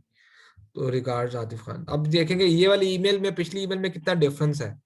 एक tone, ये इसमें एक समझाने वाली tone है कि भाई आपने कंपनी पॉलिसी का भी रेफरेंस दिया है, आपने बताया कि अगर आप इसको फॉलो नहीं करेंगे तो मुझे एचआर को इन्वॉल्व करना पड़ेगा, ठीक हो गया। लेकिन ये कि इस ईमेल के थ्रू ये कि आपको एक पॉजिटिव टोन समझ आ रही है, आपने एक बंदे को पॉइंट आउट भी किया है कि तुम्हारी ये प्रॉब्लम है, ये मिस्टेक थी, लेकिन उसके साथ साथ जो है वो जो एचआर को भी इंगेज किया जाएगा। बाकी उसने सारे पॉइंट्स वही डिस्कस किए हैं, लेकिन सिर्फ टोन का फर्क है इसके अंदर। तो इसी तरीके से आपको जो मैसेज है वो आप एक हार्श वे में भी लिख सकते हैं, एक रफ लैंग्वेज में भी लिख सकते हैं, एक आप उसको जो है वो प्रॉपरली जो चॉइस ऑफ वर्ड्स के साथ करके वो भी आप लिख सकते हैं। तो जी ये आज का सेशन था जी overall. If you have any questions about this तो I am open, otherwise I will close the session.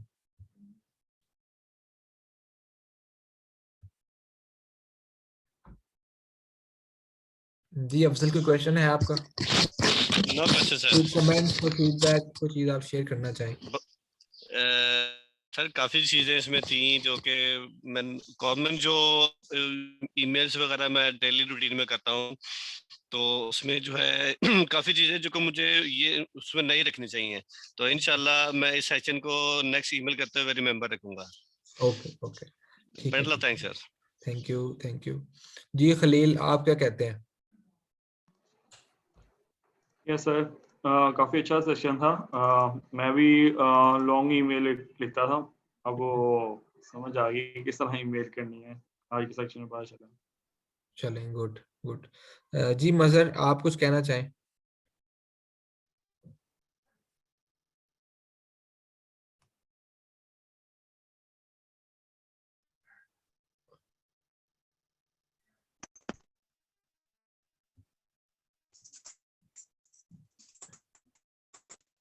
जी मजहर, आपकी आवाज नहीं आ रही हमें।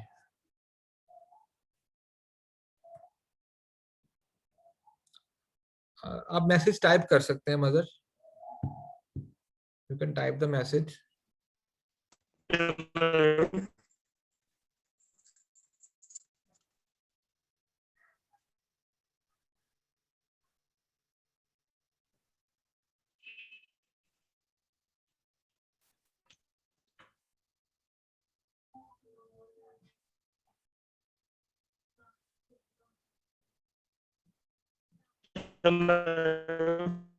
हेलो जी, मजहर को हमने जनाब फोन पे लाइन पे ले लिया ताकि मजहर अपना जी मजहर भाई। अच्छा सर, मैं ये कहना चाह रहा था कि आज का सेशन मेरा ख्याल है कि बहुत सारी चीजें इसमें देखने को मिली हैं और सुनने को मिली हैं, एंड करने को मिली हैं, जिसमें ये था कि कंटेंट बड़ा जरूरी है और जो ईमेल का जो फोकस है वो बहुत ज्यादा जरूरी है। The selection of words that also matters a lot, और जिसको आपने लिखना है उसमें जो आपके वर्ड्स आपको पोर्ट्रे करते हैं कि आप किस टोन से बात कर रहे हैं। तो ये प्रोफेशनल एनवायरनमेंट में ये टोन भी बड़ा मैटर करती है कि आप selection of word it represent your tone. जी जी बिल्कुल और बिल्कुल। ये सारी चीजें हैं जिसके अंदर वर्ड का बहुत ज्यादा लंबी ईमेल नहीं लिखनी, फोकस लिखनी है और सबको कहते हैं जितने भी रेसिपिएंट है सिर्फ उनसे बात करनी है, बजाय इसके कि जिसे कह लेना कि एक लंबे लोगों को ईमेल में कॉपी में रख दिया और टू उनको करना है जो रेलिवेंट लोग हैं। ये बड़ा मैटर करता है। और जो सब्जेक्ट है दैट आल्सो, आधी बात मेरा ख्याल है आज की सेशन से मुझे पता लगी है कि आधी बात आपका जो सब्जेक्ट है वो अगर टू द पॉइंट है तो आप वो ईमेल में अगर वन लाइनर भी लिख देते हैं तो उसको क्लियर हो जाएगी बात। बिल्कुल सब्जेक्ट से ही उसको आधी बात पता लग जाएगी और एक लाइन पे मजीद उसको एलैबोरेट हो जाएगा। सब्जेक्ट आल्सो बहुत ज्यादा मैटर करता है और वर्ड की सिलेक्शन और ये कैप्स और स्मॉल वर्ड्स ये बहुत ज्यादा, और जो स्माइली सॉर्ट ऑफ वो यूज नहीं करने जो प्रोफेशनल एनवायरनमेंट में ये है। ये आप स्माइल यूज कर सकते हैं, लेकिन अगर आपका दूसरे बंदे के साथ रिलेशनशिप इस तरह का है, मतलब कि अगर आपका फॉर्मल रिलेशनशिप है, आप वो आपको स्माइली शेयर कर रहे हैं ईमेल पे, आप भी कर सकते हैं, तो इस तरह मतलब इस हद तक किया जा सकता है, कोई मसला नहीं है स्माइल की हद तक। कोई अगर अब कोई ऐसी सिचुएशन अराइज हो गई है, लेकिन ये है कि हाँ अपने बॉस को या बॉस के बॉस को इस तरह करना थोड़ा सा वो बहुत ज्यादा इनफॉर्मेलिटी में आ जाता है, तो वहां पे थोड़ा सा अवॉइड करना चाहिए। और जिसमें एक चीज और भी जो आपने जो एक वो दिखाई थी कहते हैं जो मूवी दिखाई थी उसके अंदर जो चीज एक और भी है कि आप वर्ड यूज करते हैं टाइपो के excuse me any kind of typo, वो चीज भी बहुत ज्यादा जरूरी है कि आप कहते हैं लिखते हैं, इसका मतलब है कि आप अपनी जो ईमेल है उसकी वेटेज को जीरो कर रहे हैं। हाँ बिल्कुल बिल्कुल बिल्कुल ऐसी है। अगर आप टाइपोस, मैंने देखा बहुत सारे लोग गलत चीजें टाइप कर देते हैं, कुछ तो एक्सक्यूज नीचे लिख देते हैं जी कि एक्सक्यूज मी फॉर एनी टाइपोस, ठीक है, और कुछ लोग वो भी नहीं लिखते और बस जो ना ईमेल में सारी ग्रामेटिकल मिस्टेक्स और अपर कैप्स लोअर कैप और पता नहीं, कुछ लोग तो कैप्स में लिख देते हैं सारी, उनको यही नहीं पता होता कि कैप्स में ईमेल लिखने का मतलब होता है शाउटिंग, कि आप दूसरे बंदे पे येलिंग कर रहे हैं, ठीक है। इसमें जो एक चीज आपकी जो आज के सेशन में एक चीज और भी पता लगी है कि ईमेल को बहुत ज्यादा कलरफुल नहीं करना चाहिए। जो वो भी आपकी कहते हैं जो टोन है या जो आपका जो मैसेज है उसको कहते हैं वो पोर्ट्रे करता है, उसका इमेज बिल्ड करता है। या आप रेड कलर कर रहे हैं, ग्रीन कर रहे हैं, येलो कर रहे हैं, हाँ बिल्कुल, वो कलरिंग भी आपके जो ना जो मैसेज है उसको कहते हैं उसके इमेज को की वेटेज कम ज्यादा करता है। बिल्कुल बिल्कुल। आप थोड़ा सा फनी सा लगता है कि यार कितना फ्री टाइम है इस बंदे के पास के अजीब सी कलर शेडर ये वो फिल करके इसको मतलब भेज रहा है। तो नहीं नहीं बिल्कुल, thank you for your comprehensive feedback Mazhar भाई, एंड आई होप के सारी ऑडियंस को कुछ ना कुछ बेनिफिट हुआ होगा आज के सेशन से। तो डेफिनेटली आप लोग भी इसको अप्लाई करें अपने डेली सेटिंग्स में, और बाकी अपनी टीम्स को भी सिखाएं, टीम्स को भी शेयर करें कि जो भी जो एथिक्स हैं, जो ईमेल टेक्निक्स हैं, इनको फॉलो करें ताकि जो है बाकी लोग भी सीख सकें। इंशाल्लाह इंशाल्लाह। Okay जी, thank you everyone for being part of the session. Thank you जी. And okay sir, thank you so much. okay, thank you, and meet you in inshallah next week with a new session. Okay sir. Thank you. Thank you. Okay, thank you, Allah Hafiz.